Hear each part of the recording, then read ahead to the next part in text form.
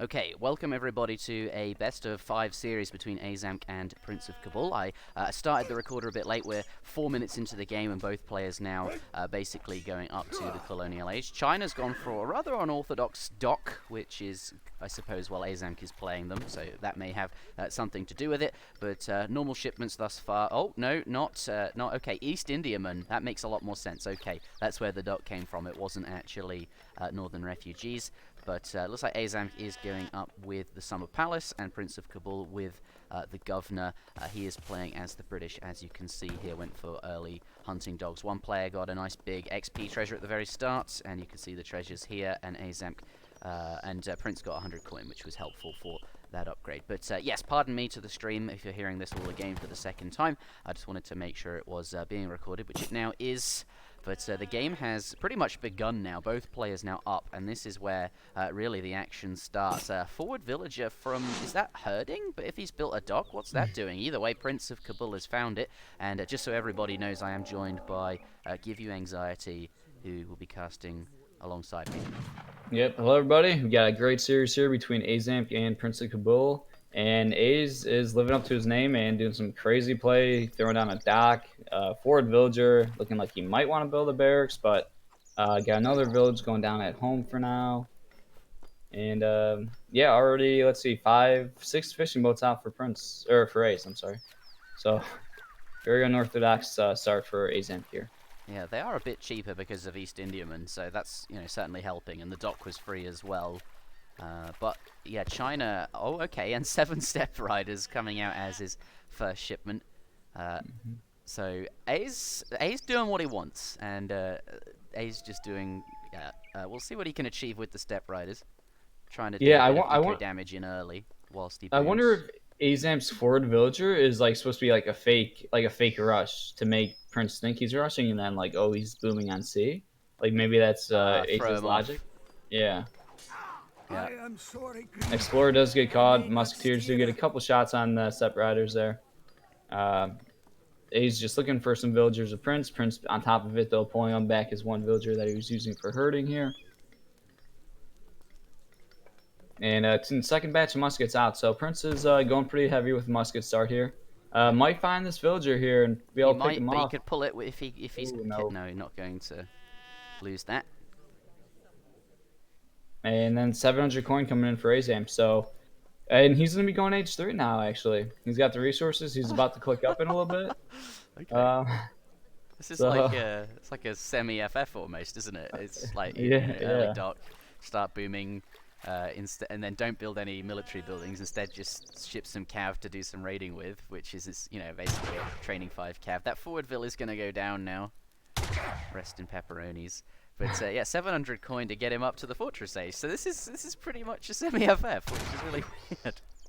Yeah, definitely very different and strange. So there are a fair amount of muskets out. I'm thinking, how is this gonna work for Aiz? Is this looking good, or like, how is this game looking? Step Rider is still running around, gonna try to do a lot of be a big annoyance and raid Prince. So Prince will either push with his muskets or have to send them back and defend raids. He does have the ability of Minutemen, and Step Riders aren't, extremely strong. But Prince is not moving forward with his muskets. He's just now coming, but he doesn't know about this dock. And with the 7 Step Riders, he was probably thinking, well, that's clearly a shipment, and my opponent's being aggressive. But he's not. He's building a dock. But I think he's figured it now. It's only 7 Step Riders and nothing else. He killed the forward villager where he maybe expected there to be a barracks being built. And now clearly going to see the Wonder going down. Yeah, small little thing I just noticed. It was a very good villager split from Aiz there. It was looking pretty scary where the muskets were in like really close range where they were about to be able to like one-shot a vill. But Aiz's villagers were split off on the gold mine. Like 3 were on the gold mine closest TC, and then 1 was where that's close by the village right now, further from the rest. So Aizamk, like basically simultaneously, he did a really nice split where he put like 3 in the TC and then the other 1 in the village. Where like a lot of times maybe a player would just highlight all of them and tell them to go into the TC, and then the 1 would have like really bad pathing. So it was a nice split to make sure that all 4 got in safely. Yeah, the 2 villages nicely placed. I think what are we looking at up the top here? Oh, he's up to fortress now. Arquebusier coming out. This seems pretty good. All Prince has is muskets. Yeah, Prince is stuck in age 2. Looks like he's going to be going for the must cost. And the forward village from A's for shipments, and also now the forward war academy coming up for him. Yeah, this is quite interesting. He's in H3, and his economy seems, quite similar with a C. And now Step Rider's coming in, gonna be able to pick off a villager here. It looks like, and it's gonna be tough. Like these muskets, like they can't even really come and defend this raid because it's. Oh, but here's a Hussar batch. Now this is where it can really change, and ooh, this timing could be really poor for Prince. Okay. The villagers are going to go down up there, but also these arquebusiers. He does though have meteor hammers nearby and a few Quang pikes, so that will be enough to keep them safe, which is good. And a couple of musks now going up to deal with that raid there. Only 3 Step Riders left. And meanwhile, a fight down the bottom here. We've got a few arquebusiers, and they're going to be really strong against the muskets. Now the Huss have gone down. Those musks probably want to get out of there. Let's switch on over to units lost. 2 villagers have gone down for Prince of Kabul. So that raid not too bad. And obviously, Aizamk lost a villager earlier. We saw quite far forward. So British hasn't really lost too much. The ones he did lose, he sort of traded off for a few Step Riders, so probably fine. It did look like Prince lost a lot of walking time. Like just a little bit ago as you were talking, he had there's a lot of villagers here. He had maybe like 15 villagers just walking to get on to new resources. So lost a lot of gathering time there. And it's just like even now, Prince has like 8 more villagers walking. Like it seems like his villagers are just forced to do, and even now again, like 3 more walking away from a raid. He's losing lots of gathering time here. Yeah. Oh, almost caught that last Vill, and another Vill gonna go down on the side. Not only Vill gathering loss, but is killing him as well. And this, this trading seems okay. He's got the arquebusier, which is just able to kite them off. Although, having said that, the musks have now found themselves in decent range. And there's a lot of Hussar there. The Changdao now going to have to get involved. And that's exactly what they're going to do. And those... But there's not too many skirmishes left for China. Yeah, there aren't, but they do make really good work with the muskets, obviously. It is looking pretty even at this point. A's putting his disciples in cover mode to take some damage while the skirmishers can try to get some shots off here. Okay, that went well for A's, I think. Yeah, and now we have another barracks going down for Prince of Kabul. 700 coin coming in for him. And I want to see if A's can try to go back to where Prince has a lot of his villagers exposed on the left side. If A's can park his army over there, and he would be in a really good position. Like right now, he has enough military to force Prince back. But he's not really pushing the resources right now, unfortunately. Yeah, it looks like Prince has given up on this right-hand side and is safely gathering on the left. But you're saying if A's goes over there, yeah, that could be problematic indeed. The one Step Rider is now going to see these villagers, though. He was just unfortunately a little bit out of sight, but now the villagers do kind of walk towards him. So really big information there for Ace. Yeah, it's been spotted. And looks like he's just going to take out this random manor house in the middle of the map there, and the arquebusiers are making their way over there. There's a couple of Changdao. There's only 3 there, which is, oh god, there's quite a few Hussars. The rest of the Changdao are now following behind. But looks like Prince has gotten a reasonable number of Hussars out since we last saw that fight, and these villagers will be fine. Min-men call. Maybe a little bit of a premature min-men call. Yeah, Prince thought it was about to go down. He thought A's was going to try to push on all of his resources there. So calling the Minutemen and then really not being able to cancel them on time. But Prince may just try to use them and push now, it looks like. Yeah, well, he clearly feels threatened, right? Villager being executed there. This is where he's gathering, and he thinks he needs the extra Minutemen just to bolster his army a little bit. He cannot lose this location, so it's very important that this fight goes well or is even for him. Yeah, and I really like the China army here. It's looking scary. Like the skirmisher count is getting pretty high up there, and muskets are just so useless in this army composition here. Yeah. Like the only thing muskets can do is okay, I can try to pick off the pikes, but they pick them off so ineffectively when they're just getting shot at from skirms. And look at this, Flying Crow has now arrived, and he's trained some muskets from the British consulate, and intervention just coming in as well. China's looking really strong. at the moment here. So China, I think, very, very threatening. We do have to remember it is A's playing them, and A's is sort of skirmisher micro. Well, his skirm-goon micro, I think, is not as good as what he's like used to doing, but he's only managing skirmishers here. There's no dragoons, but maybe he'll be okay. There is that to consider, though. This is not A's preferred. He likes to pop units all at once on people, doesn't he? That's his preferred style. But looks like Britain coming in from the back now. See if the Prince can... Yeah, this is me. Big engagement here. Prince, he knows he wants to like kind of force it, but then he's also saying, "Well, I can't." Ooh, Hussar's almost going into that fight there. He's trying to force it. Yeah, Prince is trying to get us around here, trying to think of how is the most effective way I can start this engagement. Want to try to flank the flying curl and also get onto the skirmishers with my Hussars. And here we go. Now Prince is moving in with all of his Hussars. Yeah, here we go. It's coming in from several sides there. The flying crow does have 3 Hussars on it, and it looks like it will survive. It's got 22 HP. It's going to have to be focused down by muskets, and that's going to add in quite a bit of extra damage. And with all these skirmishers here and the extra strong musketeers, flying crow's still alive. No, it just goes down, but actually I think China is in a solid spot. This looks really good. Hussar count is eliminated, and yeah, and that's really looking like it's going to be it, honestly. Is this Aizamk defining the meta? Once again?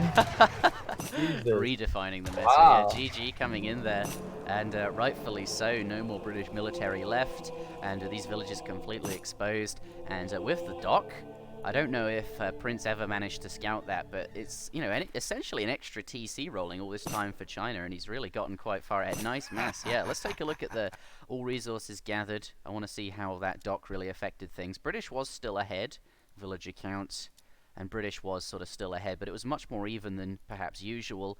But really what mattered is that military unit population. Quite an even game, actually, but in that fight that mattered at the end where they really jammed all the units in there, A's came out ahead, and that did win the game for him. Yeah, man, it's so amazing. Like, you play AoE3 for years and years and think, like, you can only play China a certain way, and then you see somebody do this, and it looks like it's very strong. Like, I mean, the units that Prince made, like, the strategy that Prince went with, just, like, didn't really have a shot at beating Ace here. Yeah, and Ace did do some funky stuff with, like, you know, that forward villager, maybe pushed Prince into a line of play that I wonder if he was, you know, not expecting the dock or something. If he'd known about it, would he have played differently, like pressured early or something? Maybe like by placing that forward villager, Britain didn't really do anything early on to stop China. It is interesting. All right, let's should we get on out into the next game? Yes, let's do this. Yeah, very unique game. Very well played by Aizamk.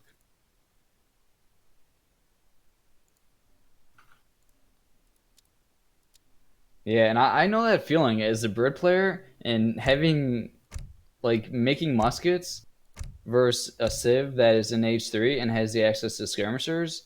Like, muskets just feel so completely useless, especially when you know you're stuck in H2 and with the British, like, long age uptime, you're not going to have a chance to go H3. Like, muskets just feel completely useless. Skirmishers can just pick them off so easily and so quick, like, so quickly and cost effectively. And it felt like Prince was just in that situation where, like, he was just stuck in H2, like he wasn't gonna be able to age up, and he was just he was committed to Musk Huss and Musk Huss versus skirmishers, and then like the really strong China Pike. Yeah, it just seemed like there was no shot for Prince's army to win. it was a really nice game from Ace, actually. Mm-hmm. And it stays too true to his style as well, doesn't it? Just you know, bit of flavor from Ace, just doing what he wants to do. It looked really random at first. We saw the East Indiaman come in, followed up by 7-step riders. It just seemed like, what are you doing? You can't mix booming and rushing. It doesn't work, Ace, but it worked out very nicely. Yeah, it definitely did look very random of a strategy, and it definitely was in a sense, but it also looked fairly polished. Like, I don't know how you describe it, like a randomly polished strategy. Well, that's just Ace in a nutshell, isn't it? Yeah, He's got all his very weird builds, but he has practiced right. them, and he knows that how to execute them, and they're just as well executed as, you know, any standard build from a normal player. Right, exactly. Yeah, it's a pleasure to watch Ace play, and we'll see how he does in this series. But I have a feeling that Prince of Kabul perhaps is the stronger player and will end up trumping him this series. But Germany has been selected there in response to Azam's Dutch. It could go. Both players very strong though, and I think both. I think they were joking about how this is. They're fighting for the privilege of playing Wicked Dodge Sack because Ah, it's so hard to get a game with him because Dodge Sack. he's definitely a very mysterious person. Mysterious. That's a brilliant word. Yeah, like Yeah. there's a few people, like a handful of players in the community that are like that, where like you just never see the person online, never playing a game, but like apparently he's one of the best players in the world, and Yeah. Let's get into and this. Ladies and gentlemen, it is game number 2 in a best of 5 series between Aizamk and Prince of Kabul. Both players very, very strong, but ultimately, when it comes down to it, I think Prince executing sort of standard builds and Aiz his funky ones, and they're both very strong. You kind of know which way it will go. But AZ is very good, and we'll see. He's done it before. Crazier things had happened, and I would like to see him win this one. But I think it could be difficult. But he's up a point, so this is looking like a good start. It will be Kamchatka, our second match. I better put that point on the scoreboard here. Let's start with Prince of Kabul on the up side of the map. Yes, that's right, up. That is a direction now. He is playing Germany, and this is a really, really nice start. 200 wood in base there, and we'll see where the Explorer goes. He's actually going to build it on the side. We have been seeing players more recently go to the middle to build it, just so that they can contest the goats. Not going to do that here. Wants a more easily defendable trade post, and that makes a lot of sense versus A's. A's can be, normally against Dutch, you might feel reasonably confident to place it in the middle here, but Prince going to play it safe, going to have his TP at home, but that does mean that the Dutch, with their extra scout, is going to pick up all of these goats sort of uncontested for the time being whilst that is being built, and you can see here grabbing 2 goats off the back there and 2 more in the center to get as well, and is going to pick up a trapped macaque. That's really nice. Gets fry tag, and going to have even more scouting potential there if Ace can use that effectively. He's really going to have a nice head start on the goats. and it looks like A's is deciding not to do anything with this wood currently. Well, he's gonna get a 90 wood charger, which is gonna be really nice. Prince picking up a 50 wood, so kind of evens it out a bit. But Ace has 200 wood on the floor back at home, and he's about to get a 90 wood charger. So after getting that 90 wood charger, will he start to get? Oh, he didn't pick up the treasure. Oh, okay, now he's going back. Oh gosh, that Yeah, could have been that would be a scary. mistake to leave that. That's a pretty Yeah. good one there. But he left all his wood. Did he gather any of it? There's 20 wood in Just each for a crate, so house, it looks he like gathered. it's not really Yeah. 2 wood crates. They're sort of basically empty, but Ah, right. yeah. One's okay. Oh, there's 20 in both. Okay. Oh, yeah. It's only still 40 wood there. Okay. Um, yeah, it looks a lot stranger, just seeing like two Yeah, full wood 2 wood crates on the crates floor. is quite Yeah. misleading. Right. But yeah, you got that 90 wood treasure. It's gonna be pretty nice. And I actually want to talk about this matchup because this is quite interesting. I don't know. I feel like there's been quite a bit of debate, especially since back in the day, like people used to say that Germany was really favored to this, but then I know like throughout all the patches, like Ulan's got nerfed. Um, but I don't know. What is your opinion? Have you heard people talking about this matchup? I don't think I've heard anyone talk about it. I can only say sort of what my thoughts would be on this matchup. No. Go away, Eddie Holland. Is one of them Yeah. called Eddie Holland?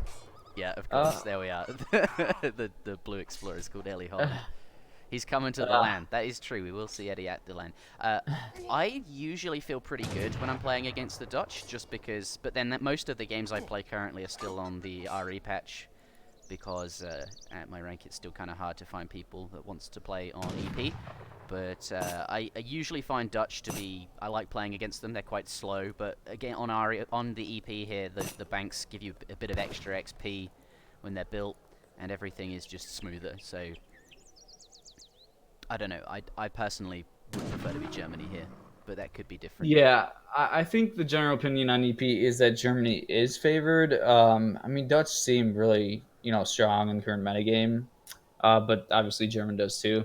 And we do have a market coming down from Prince here, so he's already got his TP up, and now he's going to be putting down the market, get some of his market upgrades, and A's is starting on his first bank here. So I'm really excited to watch this one. I want to learn more about this matchup, so this will be interesting. There could be Obviously, it'll be lots of Ulans, basically always for Germany, but we'll see how heavy he goes with Ulans this Yeah. game. Germany's a civ I really want to start playing. I've decided to go with Dutch. That's the next civ I really want to sort of practice and be quite competent with. Just because Germany's a bit too similar to France, I think, in the style I would want to play it. And France is my main civ currently. But yeah, I'm quite interested in this too. I'm really enjoying the Dutch at the moment, so I'm kind of interested to see how A's plays it. It's probably going to be quite different from how most people play it.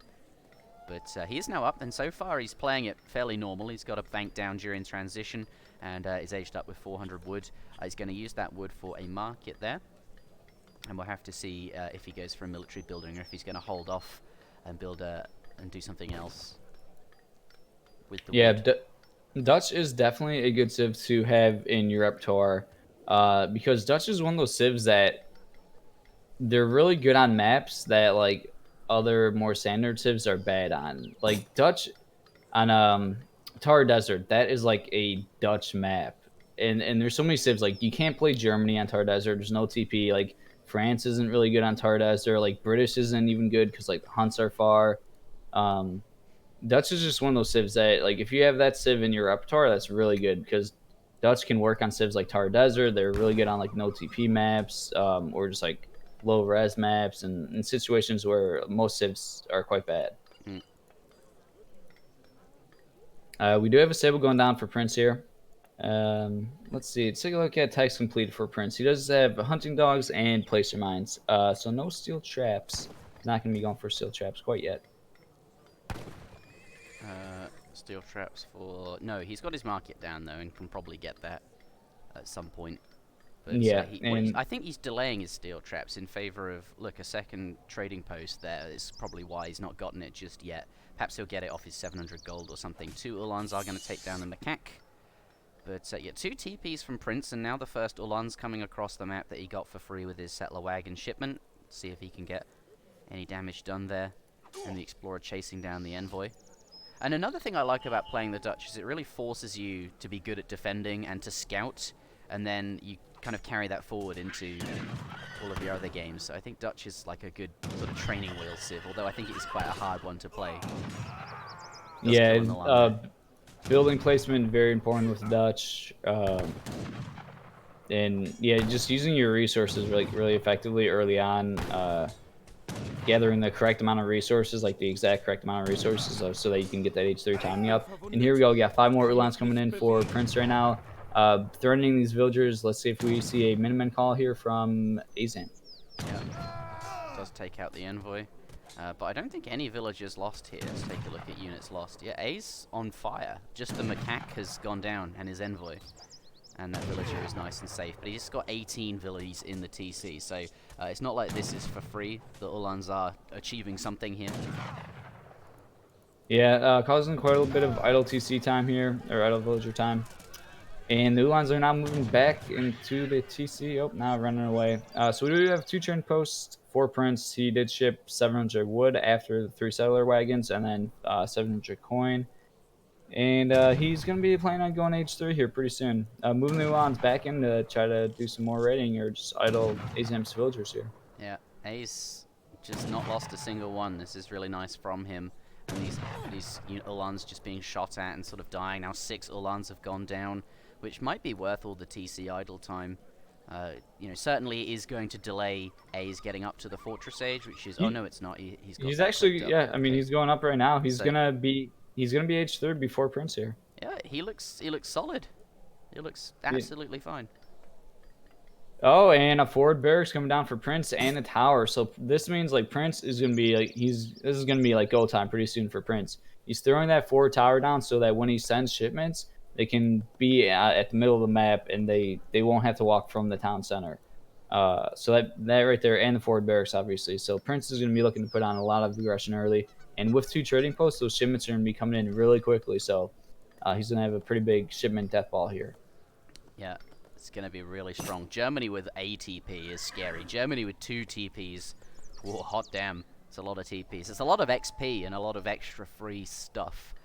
But it looks like Ace is going to scout the barracks. I don't know if he saw the outpost, but that being constructed does indicate forward shipments. We saw this from Kaiser, and it looks like something that's in fashion. Oh, here comes some Reuters. Very good reaction time from Prince. That was looking scary, where I thought Prince was going to lose all 5 of them, but he pulled them back really quickly. But at least 2 does go down. Yeah, and oops, skirmishers do come out now and get some free shots on these rooters, though. Rooters may try to go in hand combat versus the skirms, though. I don't know. Or just, no, there's a... Oh, more skirms coming in. Yeah, definitely now. Yeah, but he does pick up those Uhlans, which is really good for him. Yeah, he did lose quite a bit of Reuters. Took a lot of damage on his Reuters. So hard to say. Prince does have a couple of villagers gathering from this far gold mine. And they're gonna get spotted here. So let's see if these Reuters can pick off these villagers. Yeah, they do find them, and the skirms, they're not really anywhere to defend. So it looks like these 3 vills will actually be toast. I think he's gonna get all of them there. Ooh, the skirms are a bit out of position here. Yeah, they're going the wrong way to defend their buddies. Right, running away. Looks like a big batch of hussars coming as well. He trained 5 and shipped 4, so now he's gone Reuter Hussar. And that's going to be really scary for those skirmishers. He's got war wagons in queue, 3 of them, so I think they'll be popping soon, and he's going to need them very soon. Otherwise, those skirms are quite vulnerable. Thankfully, they are at home underneath the TC. Minutemen can be called, etc., etc., and the hussars are not going in that direction. Yeah, perhaps that's why Prince was pulling his skirmishers back home. It looked like, they were kind of running away from the villagers. Obviously, it looked like a bit of a mistake. But Prince perhaps saw the hussars on the map, and he maybe just wanted to pull the skirmishers as far back so they don't get caught by the hussars. But Ace is now sieging down this TP. Yeah, but war wagons have come out for Prince, but he's going to get the TP, so I think it must have gotten a few passes of XP. It's probably paid for itself, perhaps, but it has now gone down. And that's a good pickup for Ace. The war wagons are out, and now he can get back on the map. 3 Uhlans and 3 war wagons appearing at the tower. And now Prince is in a really nice spot with that batch of 5 war wagons and the 3. So he's got his big army here, but not before he lost the TP. Is going to take some time to destroy these manors.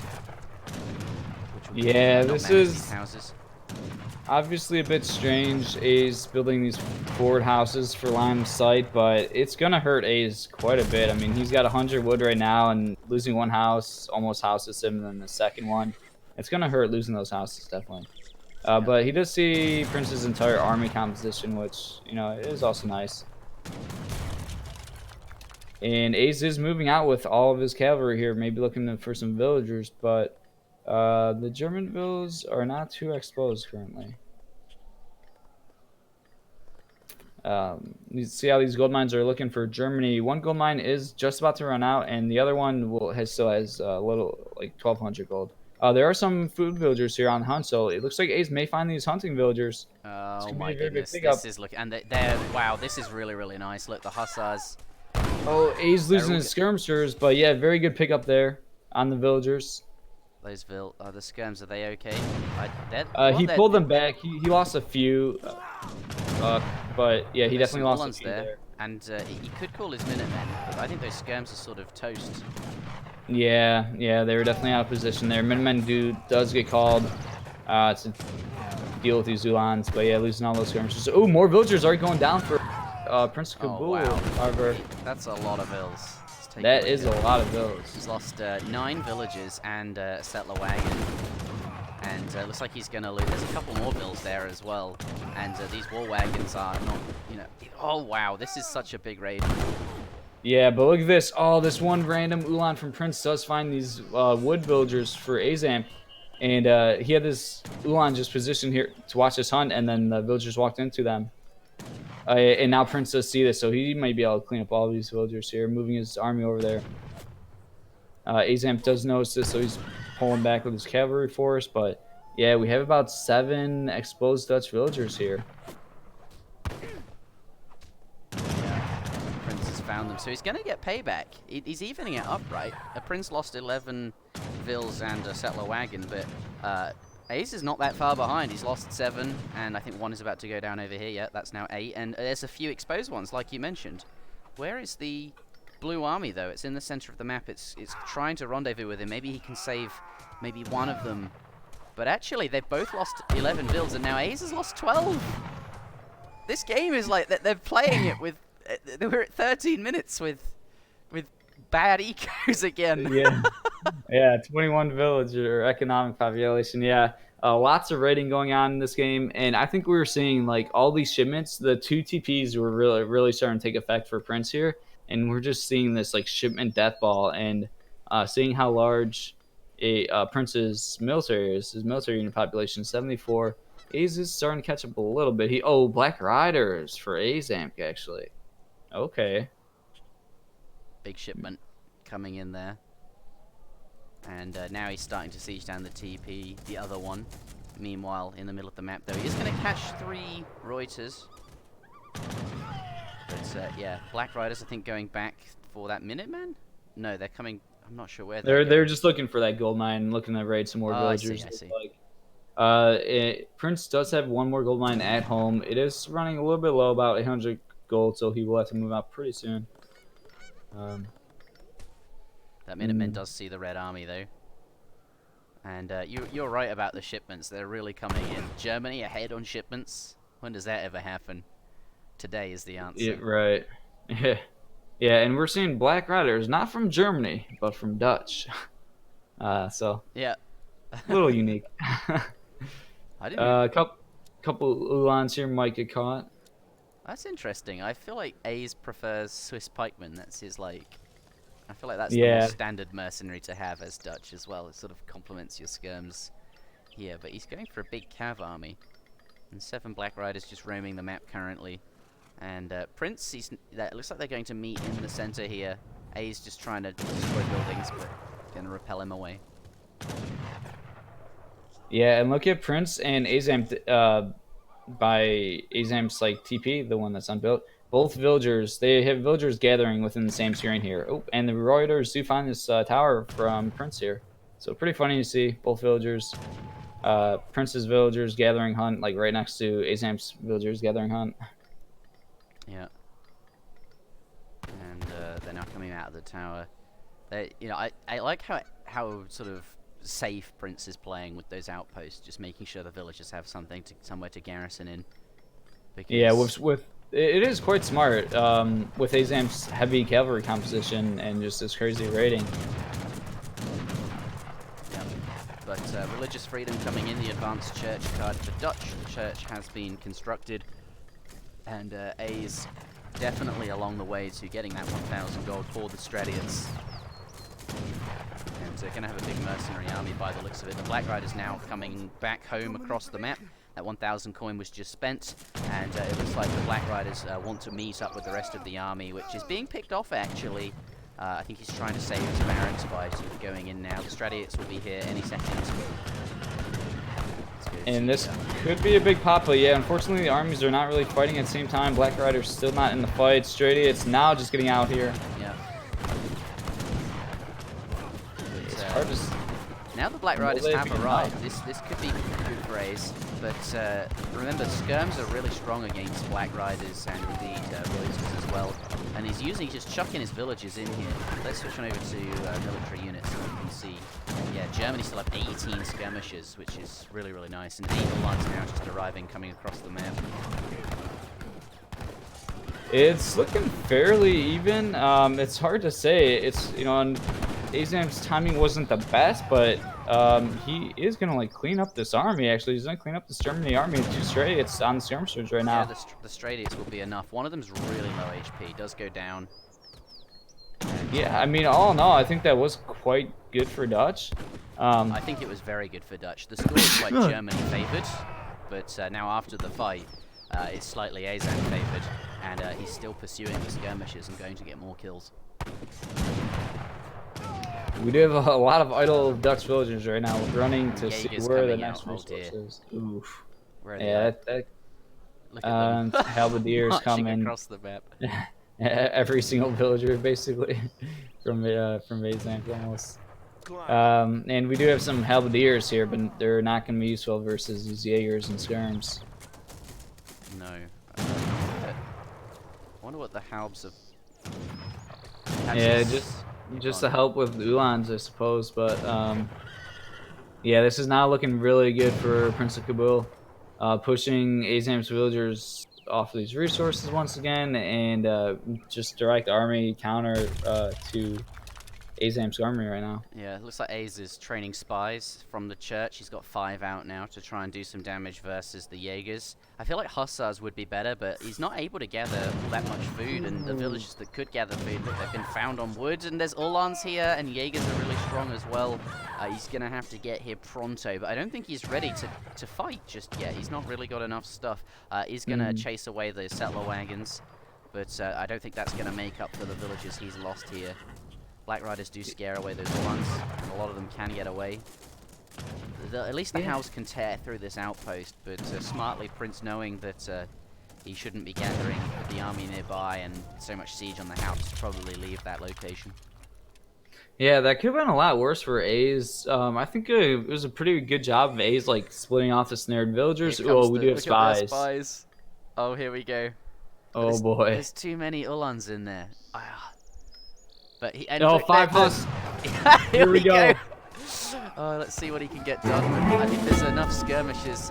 Dono coming in. Let's just double check what that was. Lilbo just subscribed to ESOP. Congratulations. Yeah, this is really hectic. I don't know. It is. Still quite a few spies. Down. The spies have been more effective than I thought. I thought there was like too many other units mixed in there, and the spies were targeting like random skirms. And when they punch, they only do 5. Yeah, it looks like Germany is coming out on top here. But yeah, very interesting fight there with the spies. Always makes for entertaining engagements anytime the spies are involved. Well, it worked. Like, I mean, it might not have been as strong as, say, Hussars, but his Vils are alive. He's still like slightly ahead on eco, and the militaries are reasonably even, although these Jaegers are underrepresented in population. Well, maybe they're not. They're only 2. They're only 2 pop. I don't know. This still looks like a pretty even game. I think that Aze has managed to get himself out of a sticky situation, and his villagers can get back to work. Yeah, 1,000 wood coming in for Aizamk here. He is behind in military by a bit here, so 7 skirmishers coming in for Prince, increasing that military gap even more. Yeah, now it's looking pretty good for Prince. But a couple of Vil kills on this coin mine, maybe. They are retreating away. Nothing. Yeah, and Prince is building a lot of towers this game, yeah, just to help defend them from these raids. Ace has gotten some time though to remass. The red units are retreating back to get these villagers back to work. They are now working again, and these red units not really threatening him at the moment. Yeah, and we see like Prince has some villagers. He is like about to run out of one of his gold mines at home, but he has like villagers gathering from a gold mine that is on Azam's side of the map. So he's getting away with it for now, at least. But I mean, they potentially could be raided. But yeah, the military unit population right now is significantly in advantage of Prince of Kabul. So we'll have to see if Aizamk can try to narrow this gap. Yeah, kind of struggling for resources right now a little bit. He's training more spies. Got 3 spies out now. Villager does go down. So Aizamk does find these forward settler wagons. So he's going to try to threaten these settler wagons, but Prince is going to be responding by moving his entire army over there. Yeah, and some of those settler wagons going to fight back against the weaker ones. There is a Black Rider mixed in there, though. I think he's going to kill settler wagon. But yeah, the Red Army moving across the map, and this is exactly what Aze needs, right? Just more time to keep massing up with his slightly better eco. Having said that, though, Prince has got Uhlans on top of these villages. Reuters are called to deflect the pressure. Yeah, and it's a funny situation. Like A's found like 5 settler wagons gathering like, extremely far forward, but like he couldn't even like threaten them. He just had like 3 units attacking them. Like, you know, typically you would like, oh my god, 5 settler wagons, you send your entire army there. But like A's didn't really have an army to raid them. Oh god, Um, look at these villagers again. But there are Reuters nearby, so that's alright.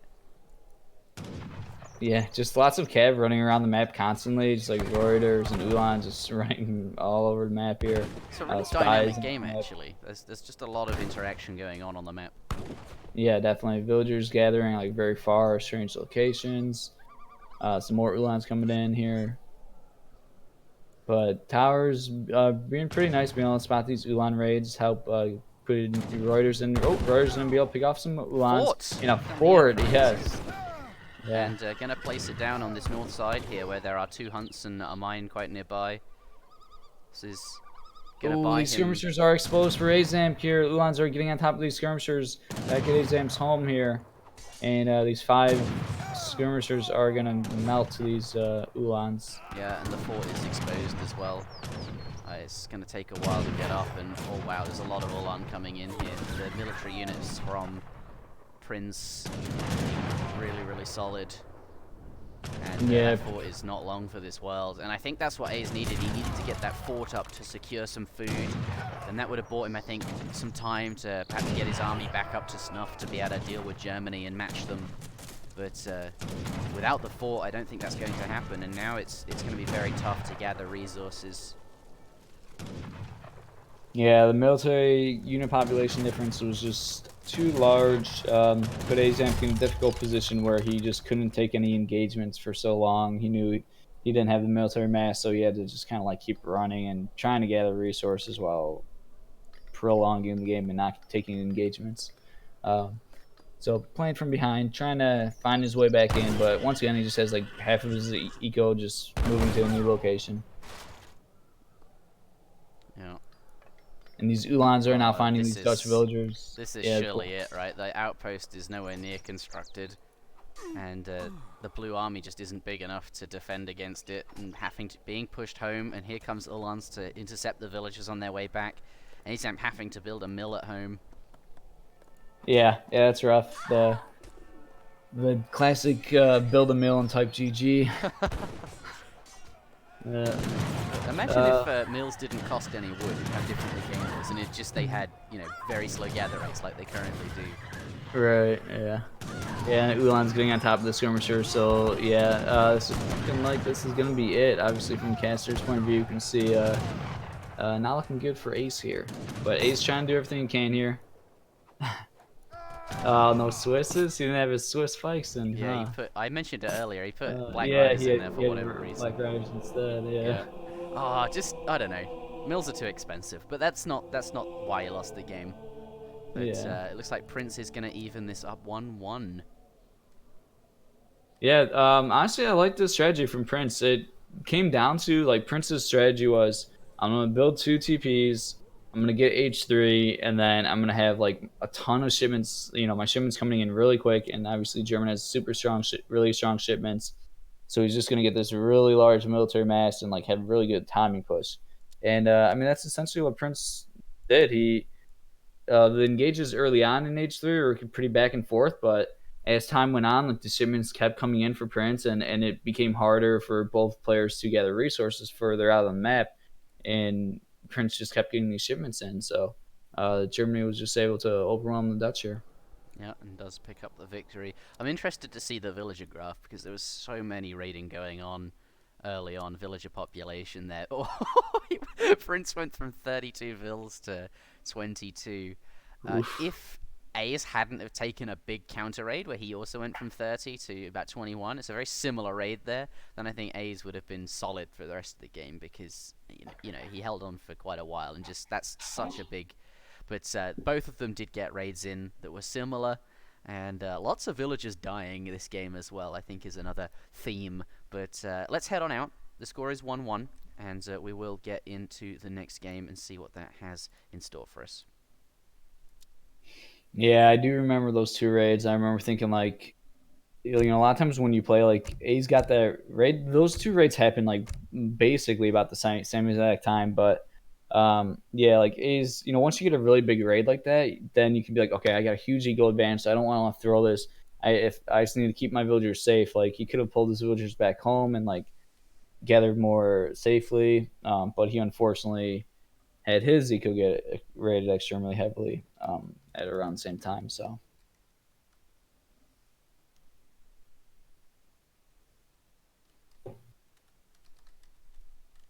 all right, so we're gonna be getting into game three here in a little bit. Let's see, what is this next map? Yeah, I'm not sure. Normally I have a list of maps next to me, but I'm not prepared today. Okay, let's take a look. Looks like Azam's going to check. Uh, I suppose I can do that as well. I'll have it on my clipboard. So this one is a best of five. Yeah, it is a best of five. Every Mm-hmm. series, just to simplify things, every single series in the qualification tournament is a best of five, except the ones that qualify the players. Those are best of seven. Yeah, makes a lot of sense. Really, it's a really good format for this tournament. In the double elimination, I really love. Um, yeah, really well pleased with this tournament's You know, rules and I feel format. like Double Elim has worked out so much better than I was sort of expecting it to.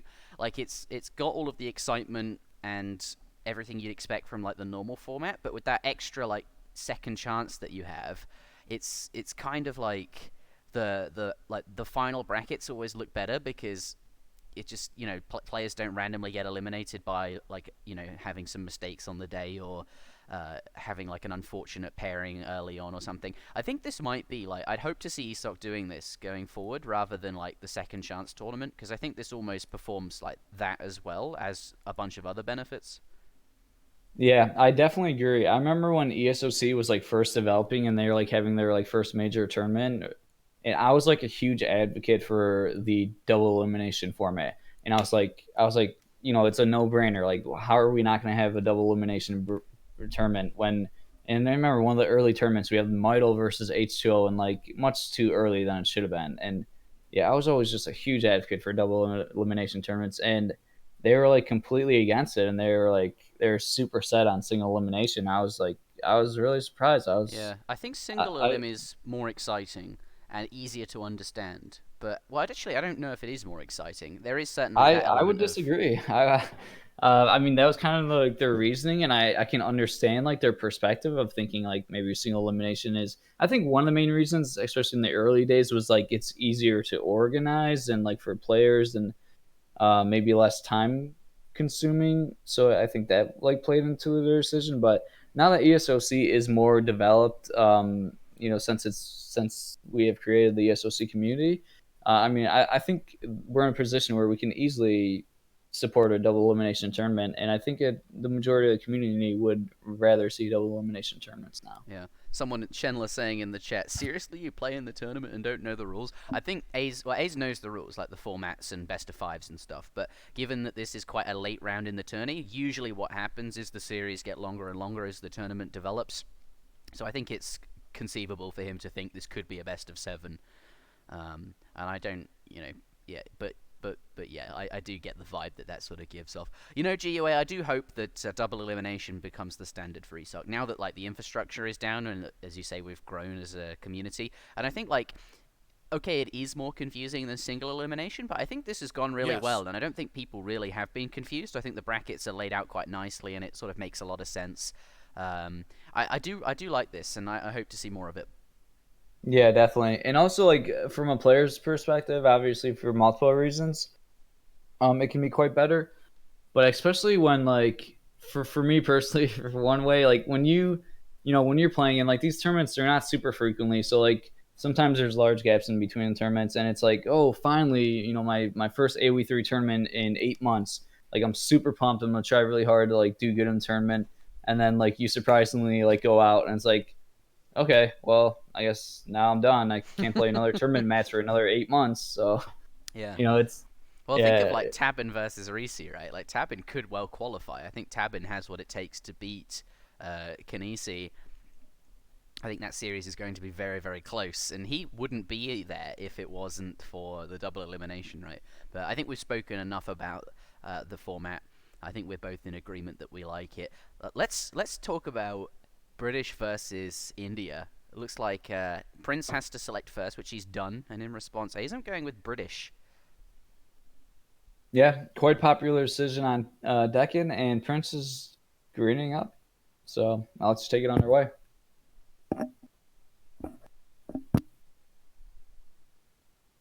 Wicked Cossack saying the biggest problem with second chance, aka double elimination, is the anticlimactic finals. The way I would handle that is not having a double final. Just that's stupid. I think it should just be a single final regardless. And if you didn't use your second chance because you didn't lose, well, good for you. You didn't lose, but you didn't need it, right? You're that good.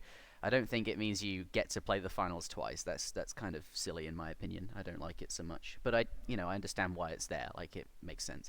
But regardless, we're still talking about double elimination for whatever reason. But this is game number 3 in a best of 5 series between Prince of Kabul and Aizamk. The score is 1-1. The winner of this series will play against Wicked Cossack and have the privilege of playing against him. Very few people can find the dodge sack, but such is the way of things. The winner of that series, though, will qualify for the LAN. Spawning in the bottom of the map in the color red, we do have Prince of Kabul playing as India. Has the two elephants there. Really nice map for India. We know they like playing on Deccan, and indeed have that bit of an extra advantage finding the yaks, since they do have the 2 scouts. British only having the 1 here, and actually going to forgo the yaks, instead going to build a trading post there with his starting wood, which is definitely a very Aizamk thing to do, and indeed this is Deccan, so it's much easier to do as well. But it does mean India is going to pick up all of those yaks, which he is now doing. Market coming down for British. Let's see how this goes. I think this is a more India-favoured matchup, and this is a pretty good map for India, so I hope Aze has a plan. Yeah, it's quite interesting you say that. From watching the tournament, it seems like on Deccan, these two civs, British and India, are quite a popular pick on this map. And I would say I would usually agree that typically India is favored against British, but this map it obviously plays quite different since all the starting crates and the potential for an easy Virginia company on this map can I don't know I think it might be British favored on this map. Um, just obviously due to the Yeah. different resource, the different start and potential for Virginia company. So it'll be very interesting to see what strategy these players go with. Yeah, It's been that pretty. is a very good point, actually. It has been pretty popular to see India do an FI on this map. So we have potential to see an FI. There's also potential to do like a extremely heavy early rush with India. So a lot that can happen here. Yeah. William Ball is the explorer, going to pick up 65 coin. I think that's a good point to raise about uh, the fact that the extra crates, they just open up so many more sort of strategic options, which is kind of why I think Deccan is an interesting map. And it just changes like how a lot of the time the civs hang in the balance and how they're sort of matched up against each other. They change up the age up times, they change up the XP curve a bit, and just make everything a bit faster in age 1. So there is that to consider. But Prince of Kabul going to go with a side Agra fort there. It's not too far forward. I'd expect it to be a bit perhaps further forward. Maybe it would be scouted by the TP, which is why he doesn't want to go. But this room here, maybe. Either way, he's. What do you think of that? It's like neither forward nor. Well, it's not in base, but it's not like aggressive. It's just mid-map, but it's not mid-map. It's on the side. Yeah, it is quite interesting, but I actually do like it quite a bit because I think the main reason for this positioning is because of this 3 TP line, and I think he wants to use his Aggro Fort to help kind of secure this TP line and then potentially get like a 3 TP stagecoach as this game goes on, or at least a 2 TP. So it does help secure the TP line a bit. It is like semi-forward, and it doesn't even there's a hunt over here and a gold mine, so it does secure some resources and the trade post. So I do like the positioning there actually. Yeah. But British, he's got a forward bill. It is doing a bit of herding, but I think it's going to place down forward building there. Let's switch on over to shipment sent, because Aizamk stacking a lot of wood there. Virginia company coming in makes a lot of sense. He did get that trading post, and this is something we know Aizamk likes to do. And with all that stockpiled wood, we can see houses just being thrown down absolutely everywhere, including on the front there. It's going to get an extra villager, help that barracks go up a little bit sooner, and has added in sort of a wall here. But just sort of manners everywhere. It's going to give him lots of line of sight. A little bit of base building going on as well. but ultimately just spending down that wood stockpile now that Virginia Company is in. Both players now up to the next age. Looks like Aizamk went with the Governor, and of course the Agra Fort for India, which will be completed. There it is any second now.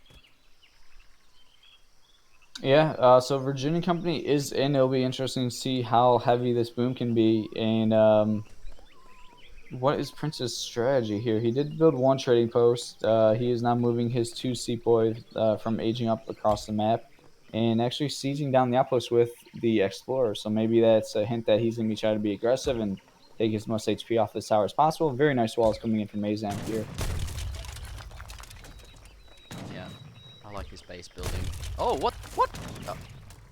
Yeah, it's weird. Like when, oh, you attack the foundation wall and that just destroys the whole one. yeah, I guess so. It acts funky there. Yeah, definitely. Yeah. Yeah, that did look weird and unfortunate. It's a fully built wall. I mean, I just know goes it down. existed, but you can abuse it so hard versus like unfinished walls. Okay, well it was only a 10 wood wall, so I guess whatever. But gonna be quite annoying for A's. But looks like India looking to be aggressive here. First shipment for Sour, in combination with the 5 sepoy that he trained and the 2 that he got for free, rushing in here very, very quickly. And the outpost is taking a little bit of damage. That house looks like it is, it's basically constructed, but could easily be sieged down. That's the trouble with when these houses, they're very vulnerable when they're like basically nearly constructed. So you don't want to finish it, because then a villager pops out and gets killed.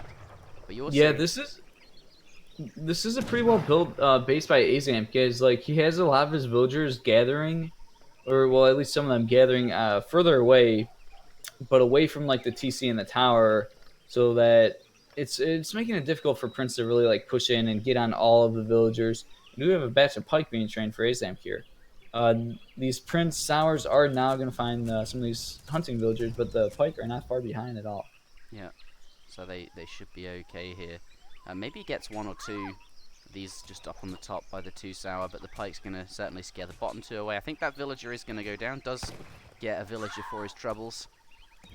And the sepoy meanwhile sieging down the trading post. So India being aggressive to begin with, but following up with 600 wood. And we'll see what he adds in. A couple of houses now going down. Perhaps some market upgrades. Yeah, getting blanket filters in now with cost 60 wood. Perhaps he'll go for the trading post because he has, you know, as you mentioned, built the Agra Fort next to them. A bit of a fight in the center of the map. Shooting at the longbows and the muskets here, forcing them home. Yeah, the Prince did ship 600 wood, and actually now just deciding to push here. Yeah, picking off some bills. There's a minimum pop though, so that will force Prince back. Gonna lose both. Actually, gonna lose both of his explorers, which is a bit unfortunate, as I think he was gonna be trying to go for this 3 TP stagecoach at least at some point. But now losing both of those is gonna make it a little bit more difficult to build these trading posts. Yeah, maybe he's not too interested in building them just yet. He looks like he's going to construct a 200 wood consulate and could put down a caravanserai as well with the wood.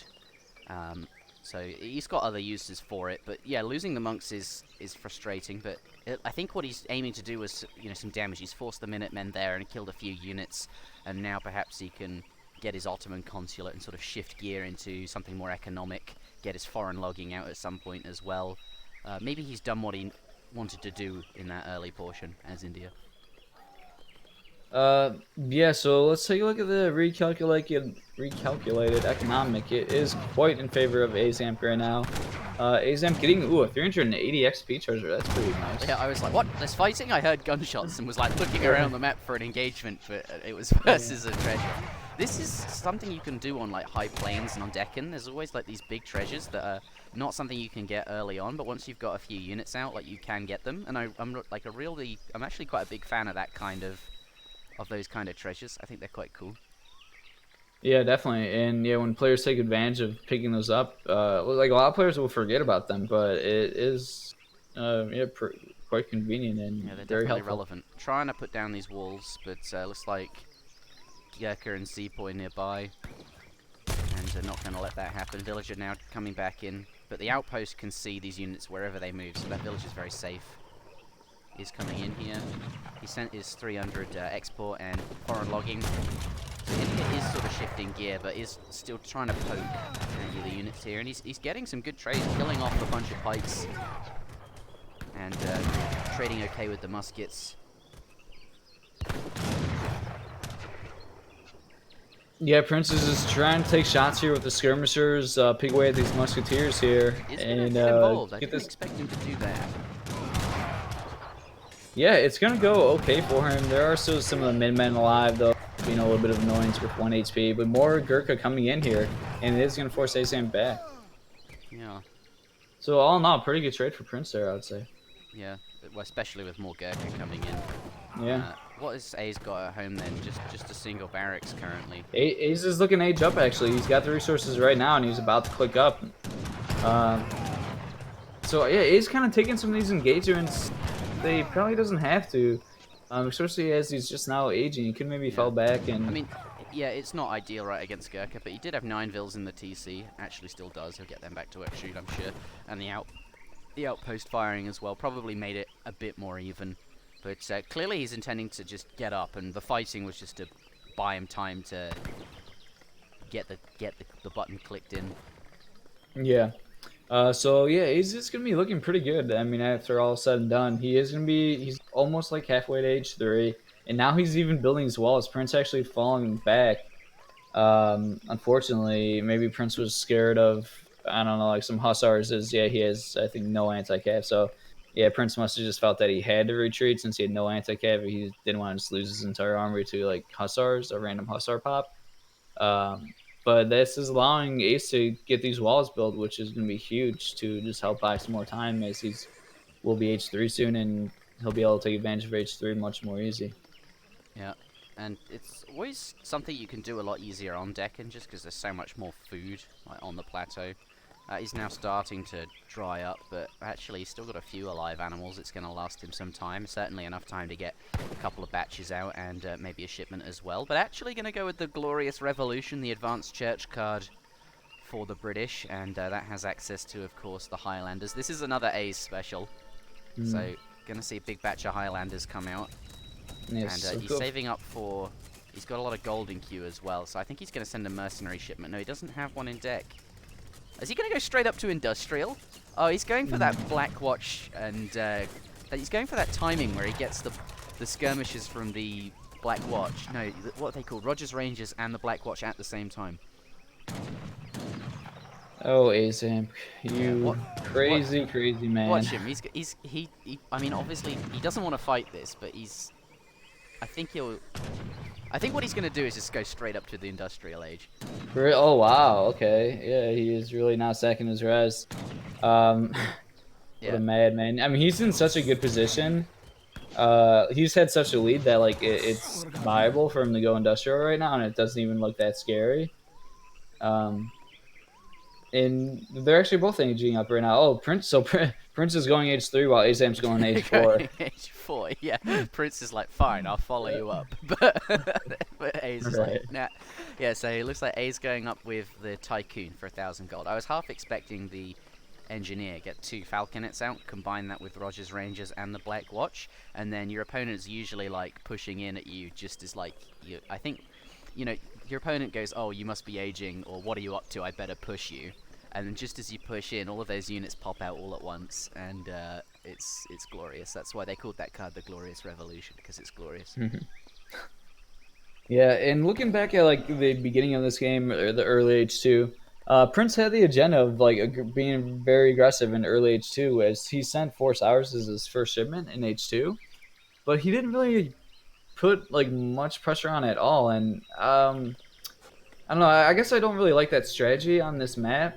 At least with his underwhelming force, he wasn't really able to push, and Aizamk was able to just have most of his villagers gathering with like Virginia Company and just a superior eco. And now we're just seeing British go H4 as India reaches H3.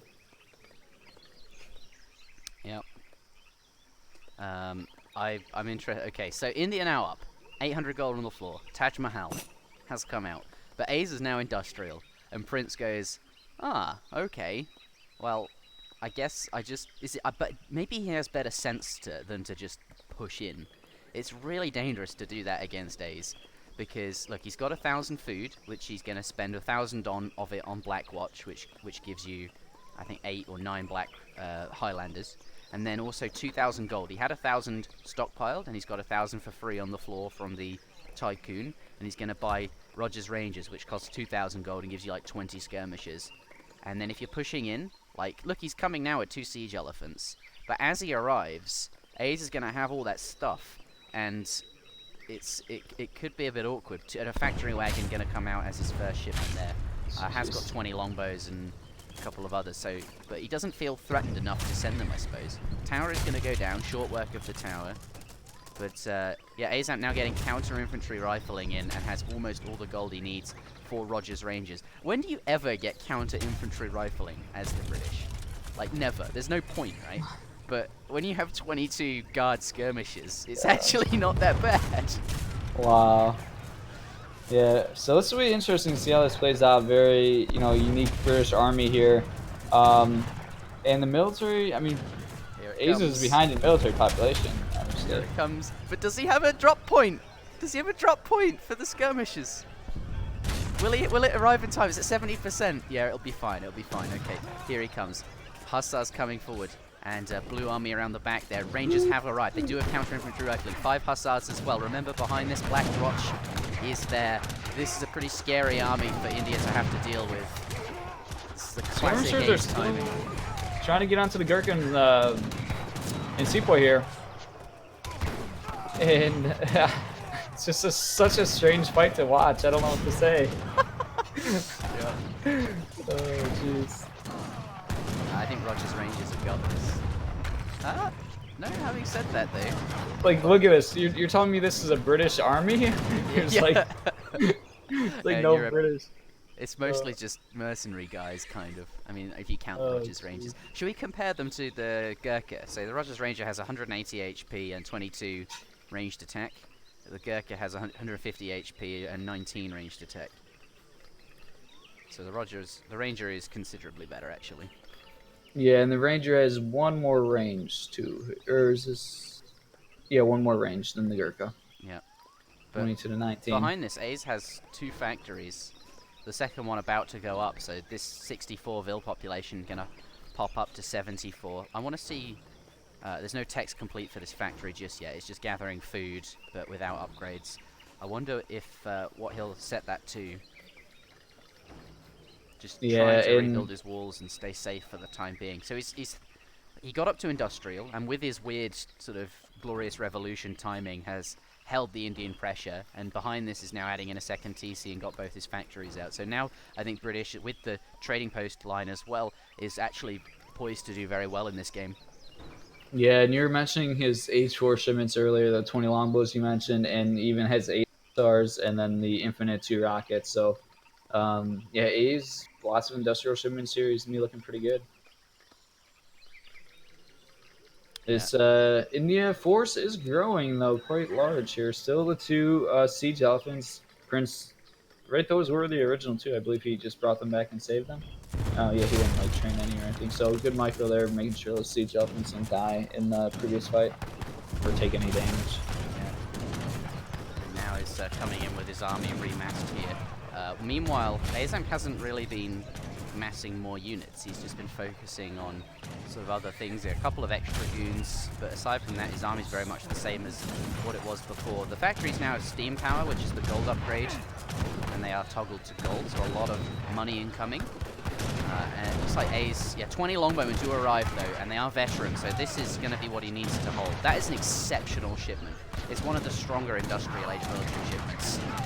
But there are a lot of sour on top of them, and only a few dragoons here. It's not like he's got a lot to protect them with. Yeah, the British, they're looking good though. Like, these Rogers Rangers are really doing work here. Now the longbows are even doing work. India Hussar cavalry count is just now falling.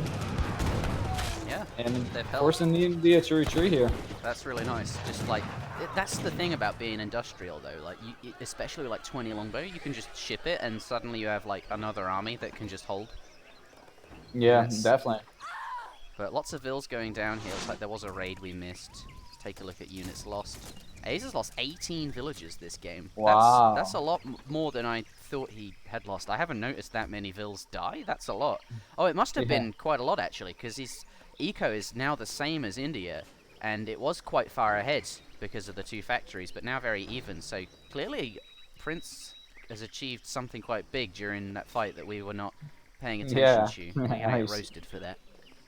Both you and me missed it. Yeah, right. Sneaking. I think it was like 3 sours. I didn't see Yeah, many I like don't know Indian how units on the that they map. can. How does 3 sour kill that many vills?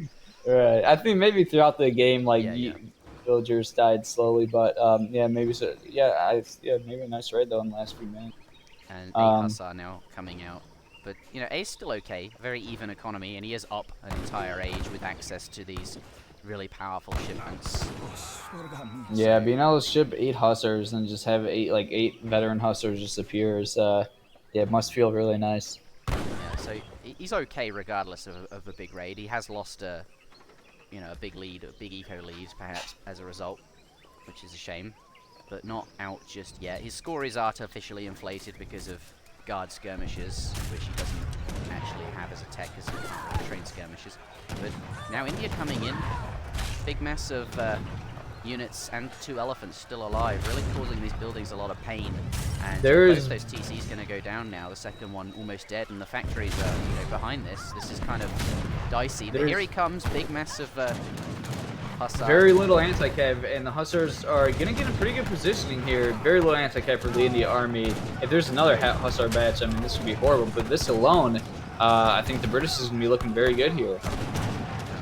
Let's see, the hussar count is dwindling though, and more sours are coming in.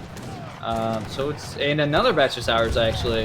Yeah, but guard dragoons are in. I mean, he's only got a few, but he's clearly wanting to switch into that unit.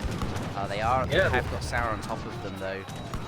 India reinforcements were much better than the British reinforcements, and India is looking pretty good here now. Yes, yeah. Mind you, there's still quite a few Rogers Rangers left, and the goons have just come out. They're going to clean up the sour, and then the Rogers Rangers can deal with the Gurkha. But I think there are more Gurkha. There's enough Gurkha to hold and keep this pressure up. Yeah, it's looking like a fairly even trade. Maybe India coming out on top a little bit. And now the factory's under siege too. Yeah, that is a really big point there. And currently the British army is just not large enough to push back and defend these factories, so this could get very scary for Aizamk. This is what's keeping his eco alive. He can't be losing these factories. Units in queue, 5 dragoons in queue, and he's got 5 dragoons and some skirmishes. It's not enough to hold it. He's going to need a shipment, but he doesn't have a spawn point, and I'm not even sure. He's got a TC over here. 2 rockets just coming in. That's what he needs, but they're on the other side of the map. They're not going to be able to defend, certainly this first factory, and I'm actually still quite worried about the second one. Goons coming in. Going to lose a couple of goons there. Yeah, and while all this was going on, A's just like basically wasn't training villagers, and Prince was. So now the economic difference is looking quite large in favor of India. And there's no Hun on the map, so British is gathering from berries. So all of a sudden, this is looking very, very good for India. This is looking quite frightening, and he's evened up the score. More goons going down. Yeah, Aizamk definitely had a window. Yeah, and just typing GG. That kind of turned around very quickly. GG. It was looking strong for A's, but perhaps it doesn't work out in the end. Yeah, A's definitely had the opportunity. I mean, he was in a good position for the majority of this game. The majority of this game was Aizamk favored. You know, A's making some interesting decisions, playing non-standard, but so he was going H4 as his opponent was going H3. You know, that's a pretty big difference. I think. Yes. I think A's just being silly. Yeah. But yeah, I don't know. It felt like Ace, you know, should have won this game with the lead he had the majority of this game. But Prince doing a really good job just staying in it and taking advantage of the time when like Brits run out of Hun and there's no Hun on the map, and then Brits eco like kind of goes to shit. So good, well played by PrinceofKabul here. Yep, well played. Let's take a look at the graphs real quick and see. Was there that giant raid that we missed? Yeah, he went from 59 vills to 45. And we didn't spot that, but it happened all at once. So it was. Geez. I think that could have had a big deal with his reinforcements. He just had fewer resources. Like he was trying to get Yeah, Guard Dragoon in and make use of being in the Industrial Age, but he got the Guard Goon in, but then never managed to mass enough of them. And I wonder if that big raid was, quite painful. And those siege elephants, Prince just kept them alive all game, and they were just causing, a lot of havoc, killing those TCs and the factory and etc. etc. But that is the game. Let's head on out into the next one. The score is 2-1. Prince has taken a lead in this series. He lost the very first game, but has taken the next two in a row. So let's see what the next game has in store. Prince will have to pick his civilization first again, and Aizamk will get to select second. The next yeah. map. No, go ahead. What is the next map? Do you have it? Yeah, I do. The next map will be New England. Ooh, fun one. All right. Yeah, I don't know how we missed that raid last game. I'm still kind of like halfway convinced that that was like a three hussar raid and like three sour raid and like three sours killed 15 villas. Because like I thought I only saw like three sours like on the other side of the map, but I don't know. Might have been like three hero sours killing like a huge portion of Azam's eco. Mm. Alright, we are now into the game. Let's see what civilizations they pick. The next map is New England. Prince of Kabul has to pick first.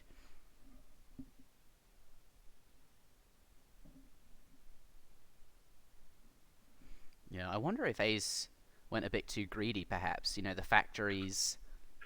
Maybe he should have started with 20 longbows or 8 Huss and then went with factories afterwards once he made sure he had enough military. It's not like he was in a hurry for eco, right? He had really strong military shipments. I wonder if that was his undoing, just deciding to get those factories out a bit too soon.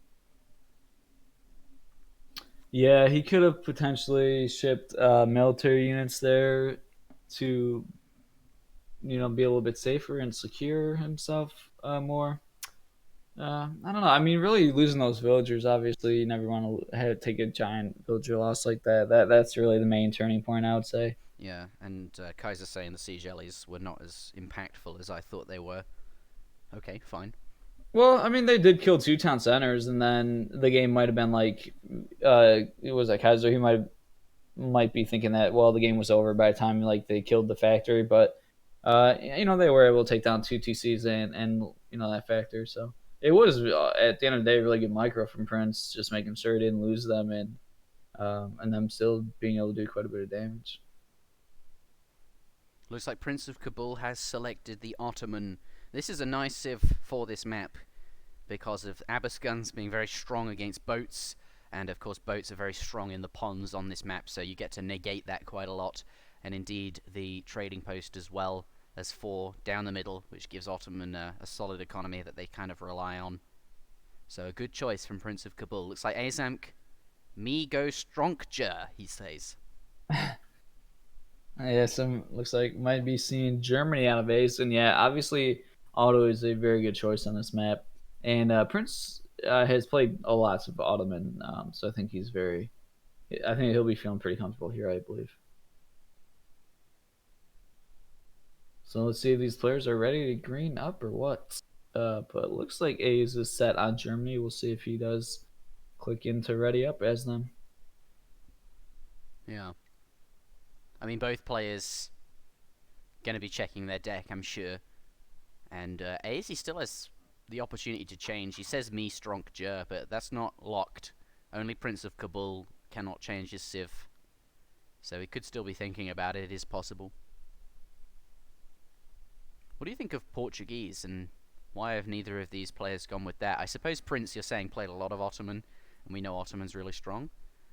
But Yeah, we've seen a lot of ports from A's, not going with them today. But this seems like a good map for them. Well, let's take a look at the other maps after this. Thar Desert, so perhaps he just doesn't intend to play ports today. Yeah, ports would be a good civ choice on this map. They're definitely one of those civs that stick out that people will think of, in their top like 3 or 5 civs on this map. But Ottoman, obviously, probably one of the top ones. And Germany is not a bad choice either. I think some people may think that Germany is good versus Otto. Obviously, like the Ottoman have a low villager count, so if you can ever raid Ottoman villagers, it's actually like very impactful because you're just killing a large, even killing like a 2 villager raid kills a larger percentage of their eco than like a different civ, since Ottoman's villager count is so low. So with it, lots of Ulans, it potentially get some kills onto these Ottoman villagers here. Yeah, and I think Ottoman a good choice against Portuguese as well, just because, well, as we said, the Abascun's really strong against boats, and Portugal I think made strong perhaps because of boats and their potential to be on the sea as well. So maybe Germany is just Aizamk feels more comfortable with them, doesn't want to have to deal with Abascuns in the same way that Portugal would have to deal with them having boats, etc. But let's get into this. Interjection and GUA. I don't know why I said my name, but we're casting. Yes, we are. All right, this is do or die for Aizamk. It is a 2-1 lead for PrinceofKabul right now. It is. It's match point. Yeah, you're right. So gonna have to see A's pick up a victory here, otherwise he is eliminated from the tournament, and PrinceofKabul will go on to play Wicked Cossack, and the winner of that series will qualify for the LAN. Looks like this map is missing a mine for Prince. What do you think? Yeah, restart. There's 3 to 4. Yeah, good catch. Yep, pretty obvious to restart. Just completely missing one mine. So such is the way of things. It is New England, and this does sometimes happen. It's the price you pay for putting New England in the map pool. Interjection. Yeah.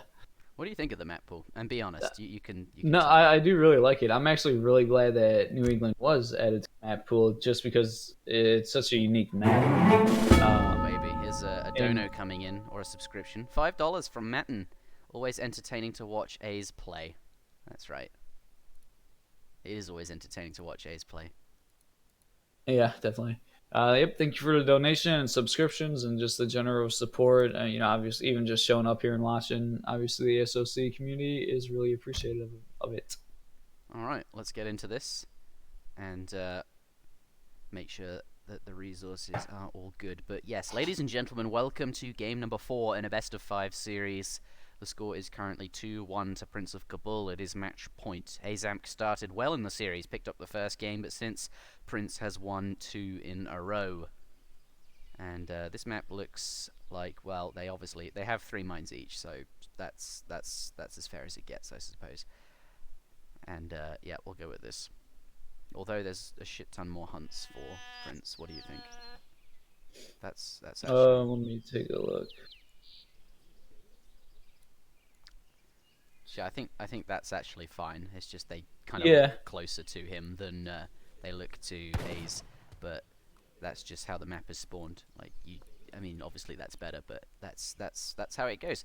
But shouldn't make too much of a difference. I think it's good. It looks okay. We're good. All right then, ladies and gentlemen, in the north of the map, in the color red, we do have PrinceofKabul playing as the Ottoman.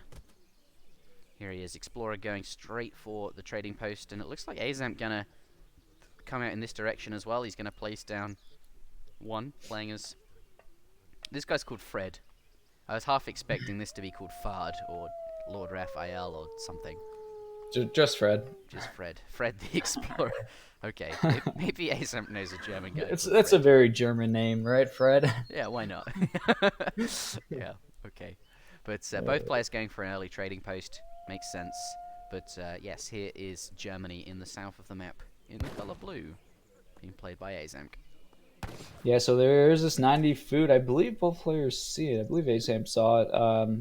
Neither of them decided to go for it right now. And then also a 135 XP. Let's see. It looks like there's probably going to be some treasure contentions. Native American right here can be a really nice, easy pickup, and Ottoman does get it. That would be a lot better for like German, since like German. He's faking him out. Since like German's gonna be out on the map like Ulans and raiding, it would it'd be a lot better if Germany could like use that. Would be able to get it to help with the raiding. It's a strong treasure, and they're gonna give him a lot of scouting, which is nice. With the sheep on the map, that's actually even more helpful. and immediately going to find 2 sheep just there. Looks like A's going to come across the base, see what's going on. Villager's going in right away. Just 2 shots. Yep. So let's see now. PrinceofKabul is. Oh, I thought he was going to start that 90 food, but no. Actually, he's continually trying to keep track of Aizamk's Explorer. He saw, which direction Aizamk's Explorer went. So, not trying to risk a treasure right now. 3 settlers coming in for PrinceofKabul. And there's 40 coin at home for Aizamk to pick up here with his Explorer, and then a couple of stray dogs he can pick up. But yeah, 3 black bears guarding that, which is not the best tough, treasure, right? really. Yeah, right. Yeah, but looks like the native scout is not gonna find those sheep on the left-hand side here. They're still sort of free for Aizamk to pick up, so that's good for him. And perhaps we'll see him do that soon. The native scout now sort of coming down the coast.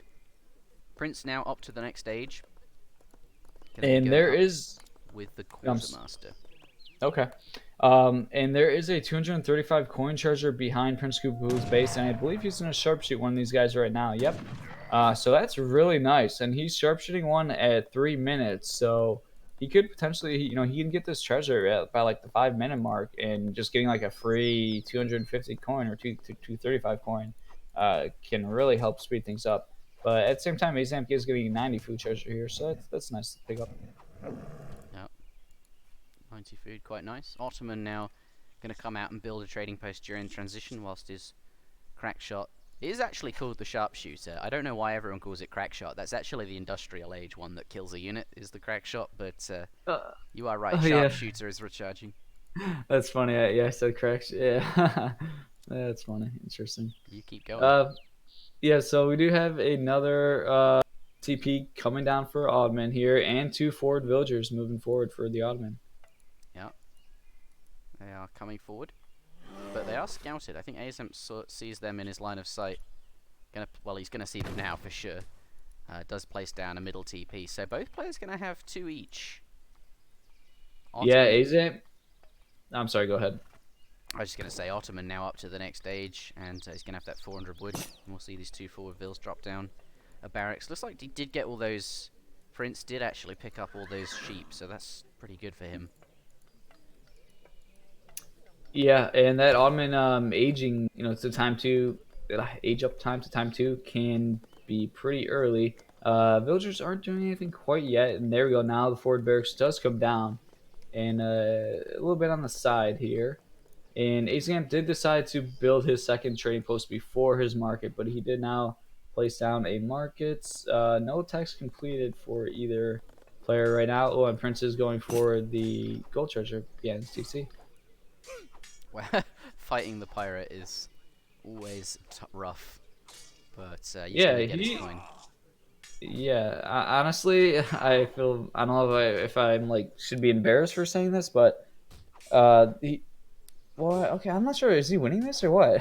I wasn't thinking the Explorer could win this fight, but I mean, I guess it's a really hard fight because he's got 12 hand attack, and your Explorer's only got 7. Mind you, it's times 3. So and you've got it's always like a tough fight, but it looks like you win, especially when you're up to Colonial and you get the stats boost. All right, okay, I guess if you're max health, you can just barely win the fight or win it by a little bit. But that is health he won't have in combat now. Yeah, right, obviously. 5 Jans do pop out, and a Sable is also coming down for PrinceofKabul here. Oh, we do have it. Was this an 8 Expo shipment? Who got the stagecoach? Oh, yeah, that's a good question. I don't know. Just helping out their buddy. 8 Expo shipment. And Ace is going to be putting some pressure on here, and I'm actually liking Ace's position here. The Sable just getting up for PrinceofKabul. I mean, Ace has some. Oh, well, just 5 more Jans popping, but Expos are here. Pikemen are sieging down this TP, and it looks like it's going to be going down pretty soon here. So then it will be a 2-to-1 TP. This is really nice, especially now Stagecoach is in. It seems like Ace got it because he's being so aggressive, but I don't know if he could have afforded to. I'm not really sure. But either way, and he misses the final pass, I think. So Prince That's really not good at all. He's not going to get stagecoach. Oh, 3 Hussars being shipped and possible 5 Hussars being created. Yep, there they are. Yeah. Oh god. Oh god. Oh god. Oh god. Oh. That's a lot of stuff. Only 5 pike. Only Ah, 5 don't pike stop here. crossbows. Ah. Okay, and he's only got 5 pikes to handle this and a few Ulan as well. And Jans have so many hit points. And once they're in range of the crossbows, it's really, really nice for them. But AZ does have his... Oh, I was going to say full HP Explorer, and his opponent doesn't. But it's actually both those Explorers really, really weak. But so many Huss still alive. Yeah, that 5. When I saw those 3 Hussars coming in, I was this is gonna be bad. It was a very good pop from Prince right there. 5 Hussars being trained and then a 3 Huss shipment. Wow. Okay, that changes things a lot. That's all. Aizamk losing. Yeah, exactly. Aizamk just losing his entire military there. Obviously, really great trade from Prince there. Oh, and now Prince is gonna be able to get a raid here also. Yeah. Minutemen are being called. With the pikemen, and the Ulans are on top of those Huss as well. So the Huss are going to be handled, and with the Minutemen, this is okay. A couple of Ulans coming out with that caravel shipment, which is in the pond. And he's going to clean this up, but I don't think Prince will be unsatisfied with what he managed to achieve. Yeah, kind of strange. Minutemen are really cleaning this up, and I mean, I guess it's like still looking good for Germany, or like, I don't know, really good. 2 TPs to 1. Like that was a very good trade for Ottoman, you know, resource-wise. But you know, at the same time, like Germany is able to ship 3 settler wagons and just have that Germany eco. So I guess Ace is looking solid here. Yeah, he's got a nice German eco behind this, and the caravel's out now as well is really good. I wonder if they can lock down the TP route. How close are they to the... I don't think the caravels are actually in range, so I'm not sure. They could probably shoot at this Explorer, I feel like. And Ace could be... Like right now, they could probably be firing at these Huss. Yeah, now Ace is moving them. I wonder if he can defend the TPs with the Vels. It would almost be nice to see them in the other pond, because at least then they're sort of closer. Just because they sort of spawn sometimes on one side of the trade route or the other. Yeah. Doc? It would have been maybe a little bit more risky putting them in Prince's Pond, but probably the better choice. Oh god, we have a dock. Alright, so Ace is building a dock with Germany. So that's a thing. It's alright, it's EP, right? The boats are only 70 wood, so it's maybe better than... Suppose so. Ace's TP is being sieged down, so it's about to be... Oh, will he get this last pass? Doesn't look like it. Nope. No way. So now 1 TP to 1 TP. Artillery Foundation is up for the Ottoman, and 5A boost to just get trained. And we do have some Ulans out on the map. Let's take a look at these Ottoman villagers. Are they exposed? Most of them are gathering underneath the Artillery Foundation, so they're for the most part safe. He does have some, though, behind his TC. The Hussars are seeing these Ulans now, though. Okay, no engagement just yet. Oh, this native. Look at Prince's native. Good location just to see Aizamk all these villagers where they're gathering. Ulans are now moving in. Ooh, and they actually are getting on these villagers that are quite exposed since Prince's army is far away. And this is a very good raid, and this is why I was mentioning before the game. Anytime you can kill Ottoman villagers, it is huge. And yeah, Prince is losing lots of villagers too. Oh wow, that is a lot of ills. Yeah, that is mad. If Ace can get out of this, even another one picked off there. If Ace can get out without losing his Ulans, which he should be able to. Oh, right now he's not taking the right path. 9 Ottoman villages this game. Yeah, that is massive. Like, that's obviously game-changing. It's like half his economy. Yeah. Yeah, does he have, wait, how many villages does Prince have right now? 13. He has 13 villagers. 13 villages. Oh my god. Mind you, he's got, and it's not like he's got his trade route behind this either. He's got 1 TP. Because of Aze's like early aggression, Ottoman hasn't really been able to establish the TP route. And I think these caravels are going to be, but there's Abbas guns out now. Either, like, Ottoman is a really bad economy now. This is pretty good for Aze. But I mean, caravels, the Abbas gun's going to take them down quite quickly. Trying to sail away, trying to get their broadside off before... Put the Expos in the caravel! Oh, I would have liked to see that. Put the Expos in caravel and then just drop them off on the other side. He's losing these. But yeah, like Prince just being forced to like have to do an all-in push after losing like half of his eco, and Ace is actually even aging up right now with the tower at home, so they have some more defense. And yeah, Ace is just looking really, really good. Just obviously game-changing raid, like game-winning raid there potentially. Yeah, Uh, Saddlewagon's trying to get away, but the Hussars yeah, are going to be able to find them. There are some this is Minutemen in kind of the what happened Explorer. to. Yeah, this is like what happened to Ace last time. He had like a game-changing raid, but then he ended up like Oh, having it's it. fine. It's fine. Yeah, Ulans are here, but also Jans at the same time. Yeah. Come on, Ace. Is he just going to trade the ones off? Yeah, I suppose so. I mean, Ace is very far ahead right now. I would say he is H3. I mean, look at the recalculated economic pop, and he was able to successfully just like run with these bills and just forcing Prince to like chase them and just make more time go by, or is Prince going to push that home?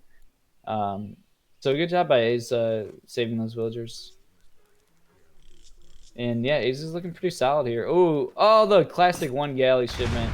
I mean, come Yeah. on, Prince. But You gotta. what? Oh, nice. Oh. But the Abyss guns are going to clean that up, so I think they're fine.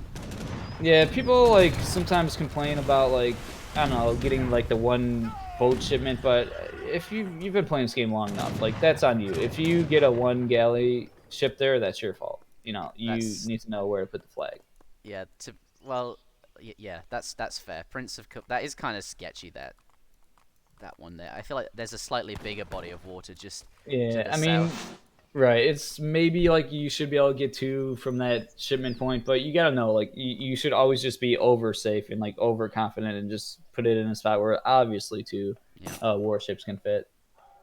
Like, yeah, I mean that's very frustrating from the player's perspective, but like that's on the player. Like you've been playing this game for Yeah. years, like you know that's a thing. You have to put it in a I'm safer in location. agreement there. Although I do sympathise with him. It is. I mean, we would both Yeah. prefer that was not the case, but Right, right. Like if we were in Prince's position, we would both be like raging and being like, "Oh my god," you know, like 'cause it is so unfortunate when it happens to you. But and yeah, so we do have some fishing boats out for Germany here. Just gonna take a look at this. This is something you don't see very often. German fishing Yeah, boats. And look, New yeah. England's Quite a got this few. like sunset animation. Like, look at the sea. It's like this red, like as if the sun's. It's actually kind of beautiful. Am I a nerd for saying that? No, Absolutely. no, I was about to say same. Yeah. All right, so the military is looking in favor of Prince right now, but obviously Eco very in favor of Azam. Yeah. And what is Azam doing with his military here?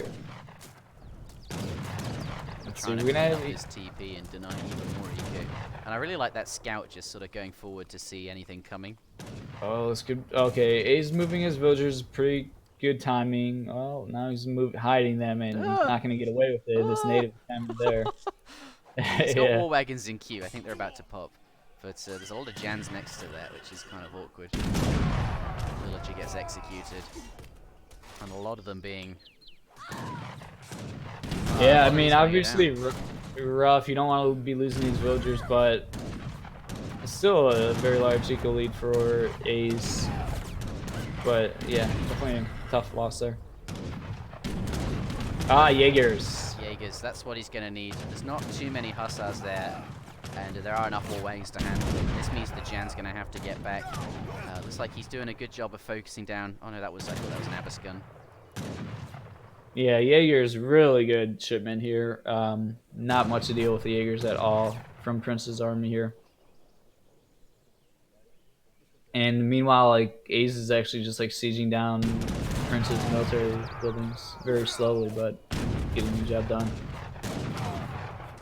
Yeah, Jan's going And down quick. Mind you, Abyss guns are quite good against Jaegers. yeah, but not many. Only It's not. 3 left here. Prince trying to force the fight, trying to just get the Hussars on top of them. He's Some got to, though, more hasn't he? wagons. Yeah, he does. More wagons do pop though.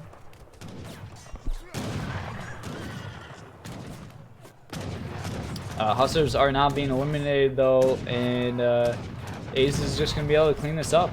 Oh, looks like he did maybe lose some of his units while taking down that. He did kill the artillery foundation, but Hussar pop did Yeah, either way though, there's just the GG. And Looks like Ace will take. yeah, Ace is gonna take this one, so we're gonna see a game 5. We are going to see game 5. Close series. Yeah, very entertaining. Ace living up to his name, obvious as always. German fishing boats, and really, this game just comes down to that raid that Ace had, where Prince's military units were. It looked like Prince was looking to go raid himself, so his units are out of position, and Ace just came with like 8 Ulans and killed like 12 villagers that were underneath Prince's military buildings. So just game changing raid there. Yeah. 21 villages down to 13 is a really, really big loss. And around that same time, Ace was like chugging villages from his dock. You can see the rapid increase there. Military unit population as well. But yeah, we're going to see a game 5.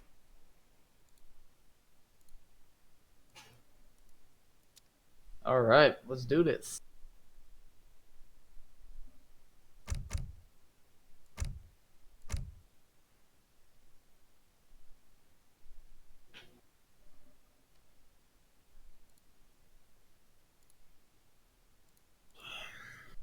All right, so what is game 5 being played on here? Thar Desert. Thar Desert. All right, interesting map. So let's see. Okay, Ace did use Dutch, but he lost with Dutch. So Dutch is still an option. I think Dutch is one of the best civs on this map. Like some of the obvious choices or what civs that you think of initially for Thar Desert, I would say is Dutch, Russia. Like Dutch and Russia are the top two. You could also argue like Aztecs. A's locking in with Russia. A's being forced to lock in his civ first, and yeah, Russia just a very good choice here.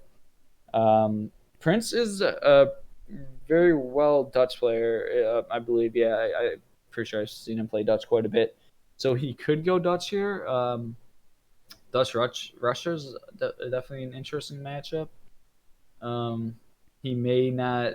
I don't know. He might not want to go Dutch due to like Russia's aggression. He might not like that matchup. So if he doesn't go Dutch here, what other civs? I mean, he could Russia Mir. It's always an option. How is Prince's India, do you think? He's did he? No, he won with India already, right? Oh, that's He right. won. Yeah, yeah. But yeah, that's a good point. India would have been a really good choice on this. But unfortunately, Prince did already win with India, so he's not allowed to play India. Gonna see Dutch And come out. Dutch yeah, versus like Russia. This yeah, this seems like a matchup that we've seen a few times on this map now. That was a yeah, really exciting game between Maito and Wicked Cossack in this same matchup with Maito playing Russia. yeah. Like this map is it's just these two civs. Like you probably see these two civs on this map in competitive play like 90% of the time. Like it's just I don't know the obvious choice that is like Russia or Dutch are like the best civs on, or maybe like India, but I mean, but you can't really India versus Dutch. Um, yeah, so that's what I was talking earlier when we were talking about Dutch and like you learning Dutch. Like if you can incorporate Dutch and put Dutch into your repertoire as one of your good civs, that's very nice because they are very useful in tournament play. Yep, they are for sure. Ladies and gentlemen, this is game number 5 in a best of 5 between Aizamk and Prince of Kabul. The winner of this series will play against Wicked Cossack, and that will determine who goes to the LAN. Aizamk playing as the Russians, and Prince of Kabul as the Dutch. The map is Thar Desert. This is the final game in the series. The winner progresses, the loser is eliminated. Let's start with Aizamk. He had to pick his civilization first as he won the previous game, is going to play as Russia. It now comes down to how he can perform on this map here. It is a 100 wood start. I'm going to pick up a 50 wood treasure in base, which is pretty nice. He's got a gold crate as well, so perhaps we'll see a market from him. It's definitely more doable now. Looks like a villager coming out, and looks like he might well do that. No, it's just herding, I see. Okay. Down in the south of the map, in the colour red, we do have Prince of Kabul playing as the Dutch. 30 XP nearby. And going for 95, pardon me, 85 wood. That's a pretty good find. Yeah, finding that early is definitely a nice treasure, and he's going to be able to pick it up safely here. Aizamk is finding a 20 coin treasure, not much. He does have 30 food at home. Decided not to sharpshoot it, looks like. And it's nice having being Dutch here. You know, the Dutch are just a good civ, but also just having the two explorers in H1, since this map has really good treasures. Oh, now A's is finding this 90 wood, but however Prince is marching up to it, so we're gonna have a treasure contention here.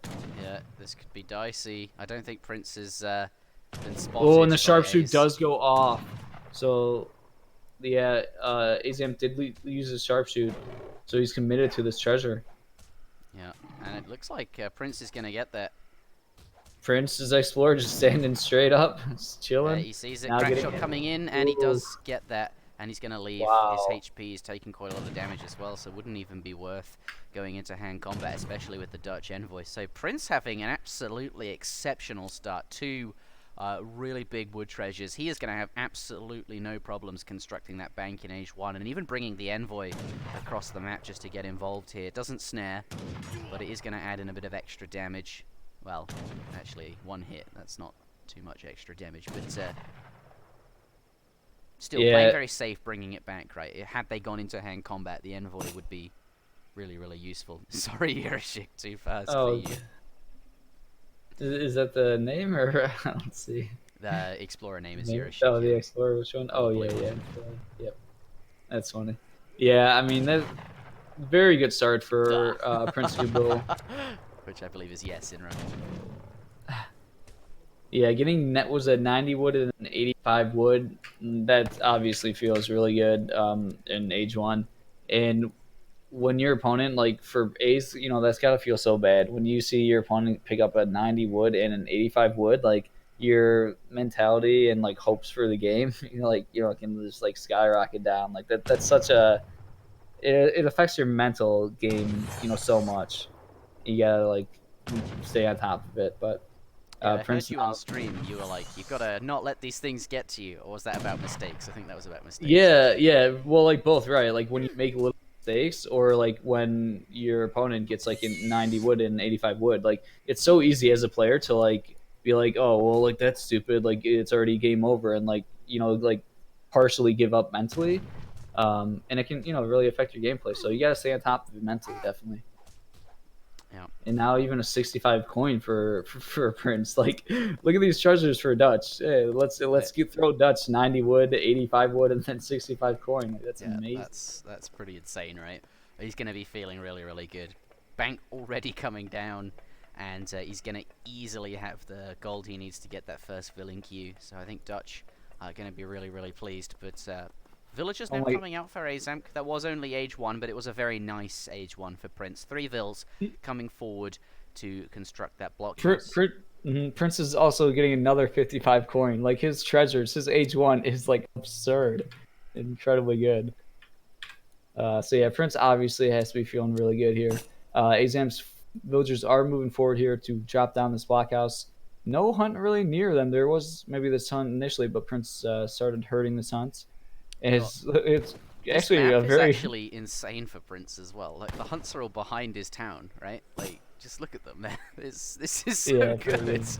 Yeah. Oh, wow. He did do a good job, I think, of hurting this second one that's a bit further out, which is now pretty close to CC.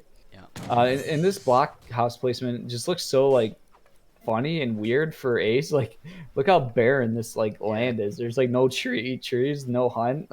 Like these, after building this blockhouse, the villagers have to like walk far to gather a resource. So and it's gonna be spotted as well. Yeah, it'll even make it like easy to like potentially raid these villagers, like get a sneaky like 2 raid and like pick off the villagers since they're far from the blockhouse. But there's not really any good spot to build it in.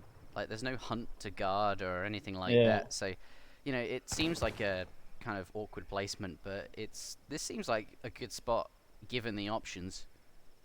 Yeah, a very, very like barren Thar desert here, at least in this middle section. Not much going on there. So Stable going down for Dutch off of his 400 wood, or 700 wood rather. Yeah, and Aizamk is assigned to research steel traps right now. And stable at home already. So let's take a look at these shipments. Was it? Oh, no, wrong tab. 700 wood coming in for 700 gold coming in for Aizamk, and then 700 wood for Prince of Kabul. And 8 pikes coming out already, really anticipating something aggressive. Well, surely, I mean, he saw the forward blockhouse, but Ace hasn't gone with 5 Cossacks, which is what these 8 pikes are in a response to. 700 gold is coming out instead and building a stable at home. So in a way, this is working out quite nicely for Ace. I think Prince reacting to that shipment that Ace is not going to send. And not that these Yeah, are wasted, but he's going to have to... I mean, Ace hasn't seen this either, but this is going to be frustrating. But they do have quite strong siege, and now they've got a few hussars there to back them up. And this blockhouse is, you know, fairly barren. Where are the muskets and strelets? There's nothing. Units in queue. Just Cossacks. This is a ghost blockhouse. There's nothing being trained from it. It was just put here as perhaps an almost fake blockhouse. There's muskets in queue now, and it looks like 5 Cossacks is now arriving. And they're going to have to go into combat right away just to buy enough time for the rest of the hussars. are there any Russian units in queue here from There's this 5 blockhouse? musks in queue, but they've only just gone in queue. They're not going to be here for a moment. Just trying to buy time, running around. Here's the musks now, and now he can go into combat. Yeah, and this is going to be pretty nice for Russia, I think. Yeah, I think so. They should come out on top here. There's still some pikes up. Pikes are starting to dwindle down, though. More hussar coming in for Prince of Kabul, but he'll actually probably just retreat with these hussars. So I think that trade went pretty well for Ace there. Yeah. But let's see. There are a 4th bank is going up for Dutch. Lots of Cossacks on the field right now. And we just have a stable for Prince, no barracks. Yeah, I mean, after all said and done, the Dutch eco, I think, is very well established here. And we do have some hussars running out of the map. Lots of Cossacks, though. It looks like Prince is actually trying to raid, which may be a bit risky, and I don't know if that's the smartest decision, as there are lots of cavalry units for Aizamk, and the chance of getting these hussars caught can be pretty high. Yeah, it can be quite risky. You don't want to be getting them caught, especially after losing that sort of fight. But behind this, Prince, as you said, has got a nice economy. It's all set up. 4 banks, just 1 left to go, if he so desires. Hussars now coming in, and maybe they will find some things to kill. No villagers just there, and a couple of huss up on the other side here next to this mine. The one thing is, it looks like Prince is... yeah, I mean, he's still in H2. He's quite far off from H3. And he only has a stable, so he's, like, committed to, like, only being able to make cavalry. While Ace can just make, like, Cossacks and muskets and, you know, really just defeat that army, the hussars, quite easily. But it looks like Prince is trying to get some raids off here. Let's take a look at the units lost here. Let's see if there were just 1 villager going down for Aizamk. Nothing for Prince Kabul. Yep, and a blockhouse going to be placed on this hunt here. Aizamk just going to be nice and safe, and he needs perhaps a second one of them anyway. And we do have a barracks now being constructed for Prince Kabul, and he is getting close to having the resources to age up to H2, and even dropping down a 2nd stable here. I don't know, interesting decision. He doesn't have a ton of wood, like he's gonna have to be building houses, but deciding to place a 2nd stable right off the bat here. Yeah. Gonna go double Reuter perhaps. Yeah. Some Charlottes are being made, and it's gonna be like go time for Ace here soon. He's gonna have to do some damage really soon, because obviously you can't let Dutch BH3. Oh, yeah, nice little raid here from Prince, actually. Yeah, getting a couple of this is not what Ace needs. Yeah, 3, I think, right there. And this is good. It's a good time to be raiding, actually, because A's, as you said, it's nearly go time. Boyars has just come in, and now he's pushing into the base, so there's nothing at home to defend against it. These hussars can really do what they like. But now coming in, and equally though, it's a good time to raid, but it's also a good time to have all your units at home to defend. But they don't need to be here, I suppose, until the first batch of units comes from those 2 stables, and indeed the first shipment as well. So they do have a bit of time to raid, coming up with a separate batch of hussars on the blockhouse villages. Ace is committing to trying to catch these hussars, which he's not splitting up his Cossacks, so he's just moving them in one giant group. And he actually missed it with his explorer there. Yeah. I felt like that could have been an easy catch, but I don't know And this why is he's really moving them in risky. one What if, giant group. like, there aren't Reuters in queue? There's Hussars or something. It's just Strelets He on may their own now. he does catch these Ah, hussars yeah, though. he does. At least he's snaring them. Let's see if how many Prince will be able to get away with it. Gets some more snared. So nice catch from Aizamk. Oh, and then he may be catching some Reuters here from Prince. Oh, if he turns on, just fire. He does. Yeah, getting some good shots there. And yeah, catching all 5 of Prince's hussars there. That's what I'm saying, man. Like Russia, they have so many cavalry units, and it just makes it easier for them to snare and get these catches. So very risky for Prince trying to raid and move out with those hussars. It usually with Russia's like large amount of cavalry and blockhouses, it just never feels like really worth it attempting to raid Russia. Because they can Like garrison quite easily, and they have so many extra units. It's a good point you bring up, actually. Cossacks obviously weaker than Hussars, but you do have more units, which means more opportunities to snare. yeah, exactly. Let's take a look. Prince is able to get some military out though here. He was able to Aizamk not really pushing in on, and now this Reuter count is quite large. There are some Strelets. I don't. Oh, Hussars are going to try to get onto the Strelets with the Reuters behind them. And yeah, Aze's One army is Strelet really was used to good. snare. That was really nice, just to buy him a little bit of extra time. Veteran Hussar now coming in for Dutch as well, but the Cossack army has arrived, and that will be enough to push the Hussars away. But I wonder if there's enough Strelet to deal with these Reuter. They just don't have the range to be as effective. And I feel like Dutch, now they're up to fortresses, is really where they want to be, and this is difficult. Those Cossacks are very strong, but without the range of skirmishers covering them, these are only Strelets. They're going to be quite potent and harder to punish. Yeah, and Prince of Kabul does have veteran Hussars research, and he has Hussars in queue, so we're going to see a bit of a Hussar switch, and that, I believe, will be quite deadly. Also some skirmishers in queue. Yeah. Veteran Hussar in for sure. And lots of skirms. But Russia? That fight wasn't awful, and he's going to catch some Hussar here. But he just doesn't have the Strelets or ranged infantry in general to get rid of those, to make those Reuters go away. Losing a lot of Cossacks there. Yeah, it's looking quite good for Prince of Kabul here. And now he's going to get out on the map and have a pretty good raiding force of Reuters and Hussars. He's going to prevent this blockhouse from going up and killing one villager here. So he's trying to go with a counter push here, see if he can make something happen. There are quite a lot of Dutch villagers exposed here, so Aizamk is going to find these villagers, and it's going to be a little while before Prince's units get there. Yeah, they're coming back across the map now. Oh, but at the same time, Aizamk's Charlottes are out of place. I mean, they still have to retreat with his Cossacks. No, let's take a look at the villagers lost. Aizamk losing four villagers in this game. Prince Kabul losing 5. Some more raids going down, but Aizamk going to lose our Cossack force here. The raiding Cossacks being caught as well. Yeah, I mean, that was just good for Prince. Just Aizamk losing basically every single Cossack he had in the game.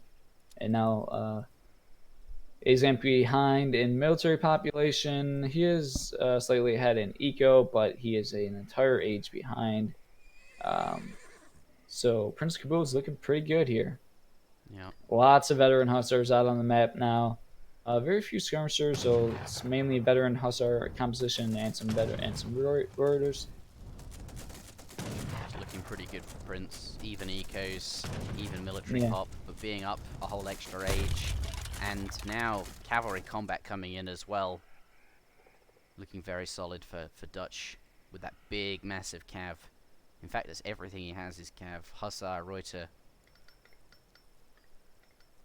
Yeah, and now Prince is And deciding those to push Strelets, in here. look at them. They're just, I guess actually there's quite a lot of musks mixed in. Pardon me, go ahead.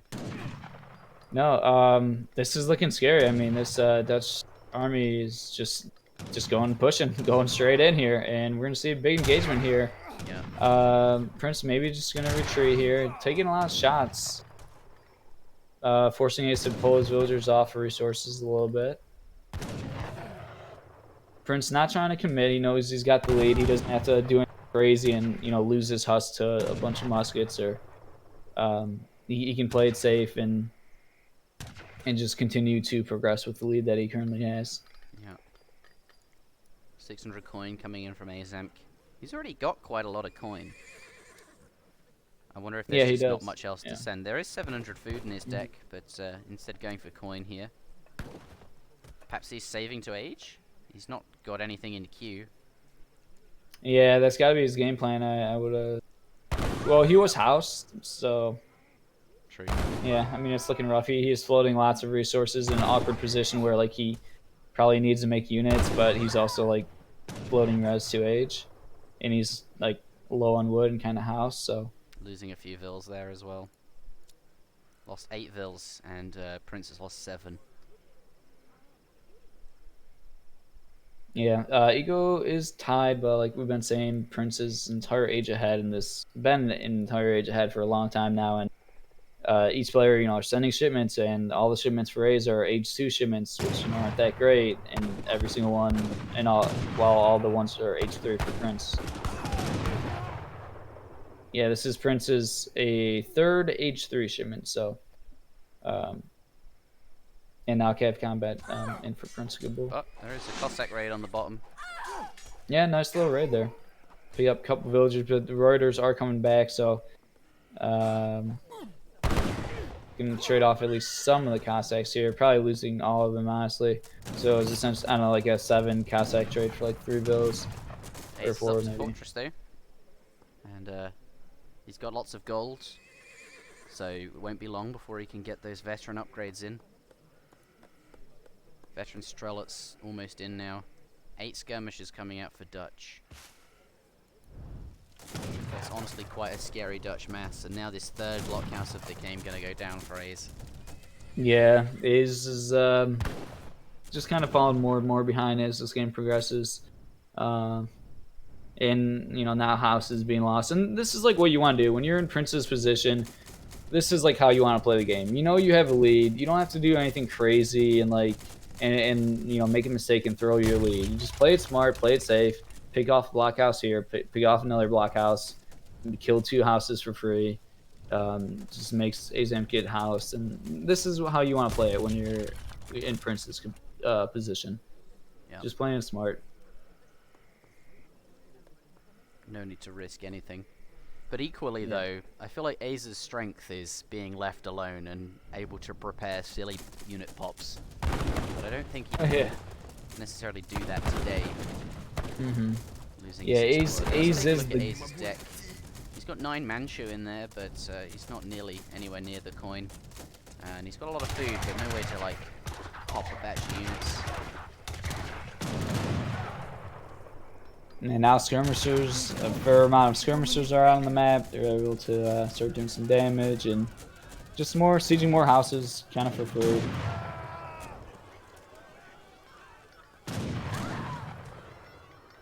Sable trying to go down for Aizamk here. He is housed, however.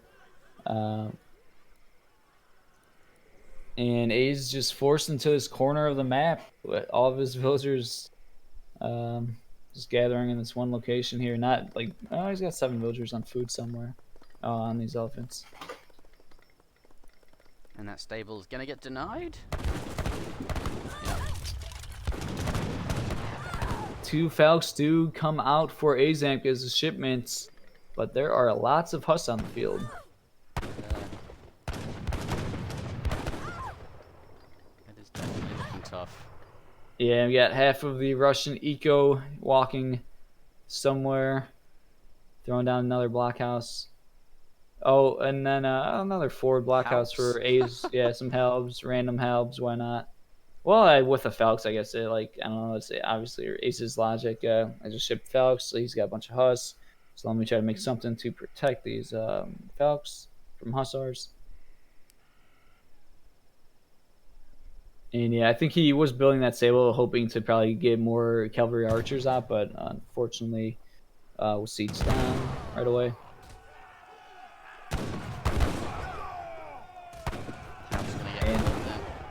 I mean, nice try from A's. I feel like he likes those kind of units, and they're very strong if they do get into combat.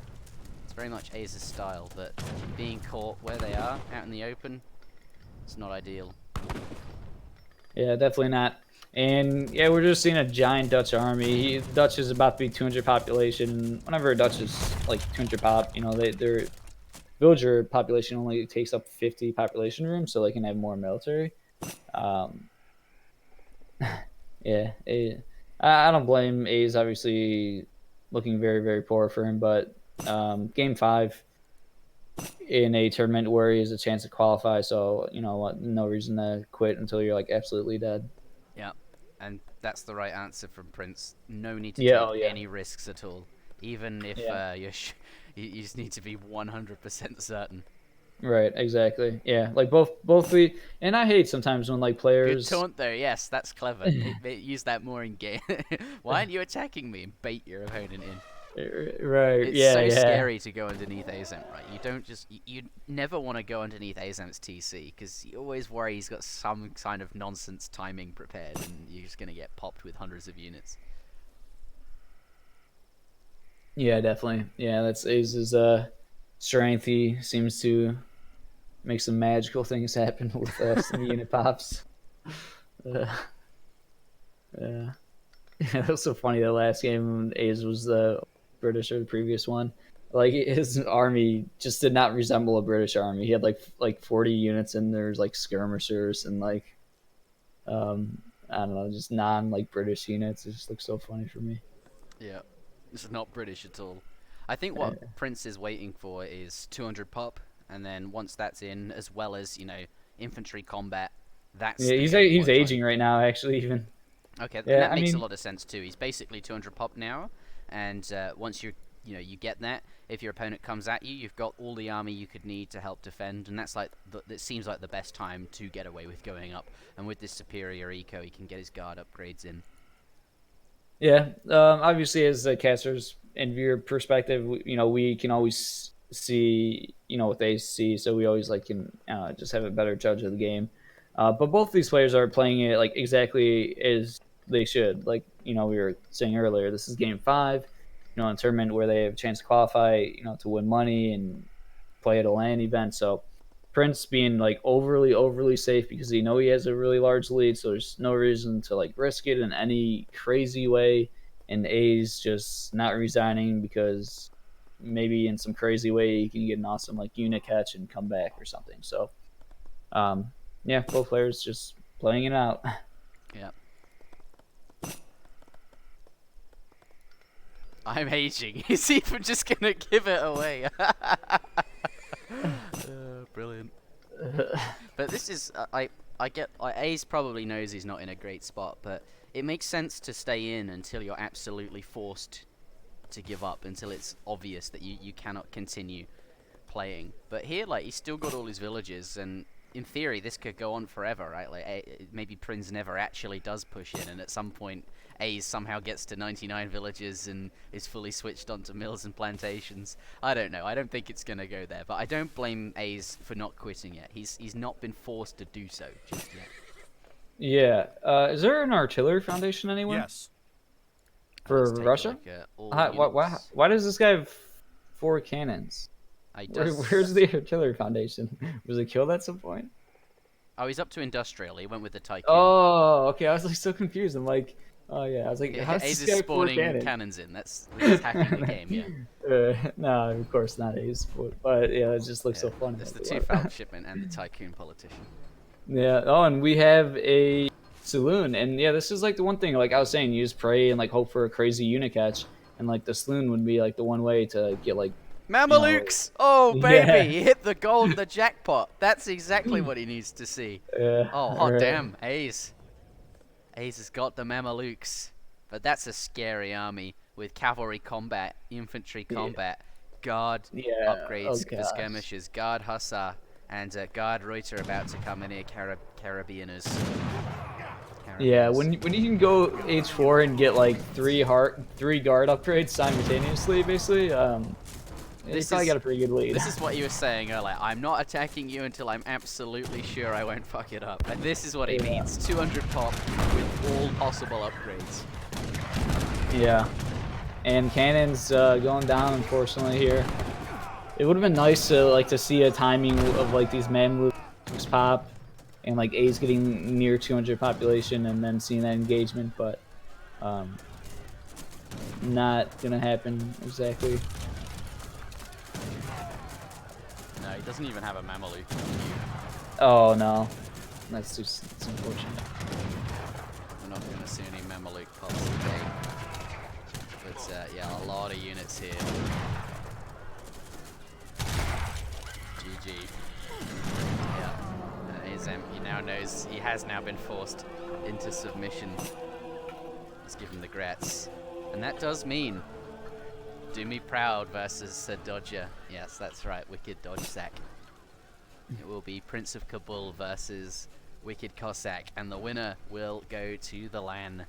So that will be the next qualifier we see. Well, perhaps not the next one, it may be a different qualifier, but that is a qualifier we will see. Congratulations to PrinceofKabul. It was a really cool series to watch there. We got a few really nice games in, and that was a lot of fun to see that British army. And these games generally have been nice. Yeah, it was a very entertaining series. Great to see a 3-2, and yeah, I'm not really surprised. Prince is a great player. Well, I don't know. I think a lot of the community is like split on their opinion of Prince. But I always thought he was a really good player, and like when he's playing and when he's on top of his game, like he can definitely compete and make it to LAN. And yeah, so he's got one more series versus Wicked Cossack to try to make it to the LAN. That's right. I'm looking forward to seeing that. So yeah. All right, I think we'll leave it there. Thank you very much for tuning in, everybody. I will just let you know when the next series will be, just so you are aware. Next All right, awesome. We have King Osmane versus Taban. That will be tomorrow at 19 GMT, and that is currently the only one scheduled. So if you're wondering when that is, it's half an hour from now, but tomorrow. But that is it from me and Give You Anxiety.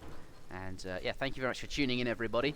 I think what we're going to do is we'll raid someone. Let's see who's live. Yeah, well, if you want, I was just going to mention, don't feel obligated, but I was going to say, like, I'm down the stream for a bit. Okay, awesome. Yeah, I'll launch up my stream in like 1 minute. Awesome. So. Who is Sayuri, though? Do you know who that is? No, let me take a look at that tab. It looks like he's a Japanese streamer by the looks of it, but he's got like 93 viewers, and nice. I don't think he's a partnered streamer. Anyway, really? I didn't know who that was, and that's because I don't know who that is. But yeah, you load up your stream, and you've got 2 minutes to do that before okay. And I'll host you, I suppose. But yeah, thank you very much for tuning in, everybody, and we will see you for the next game.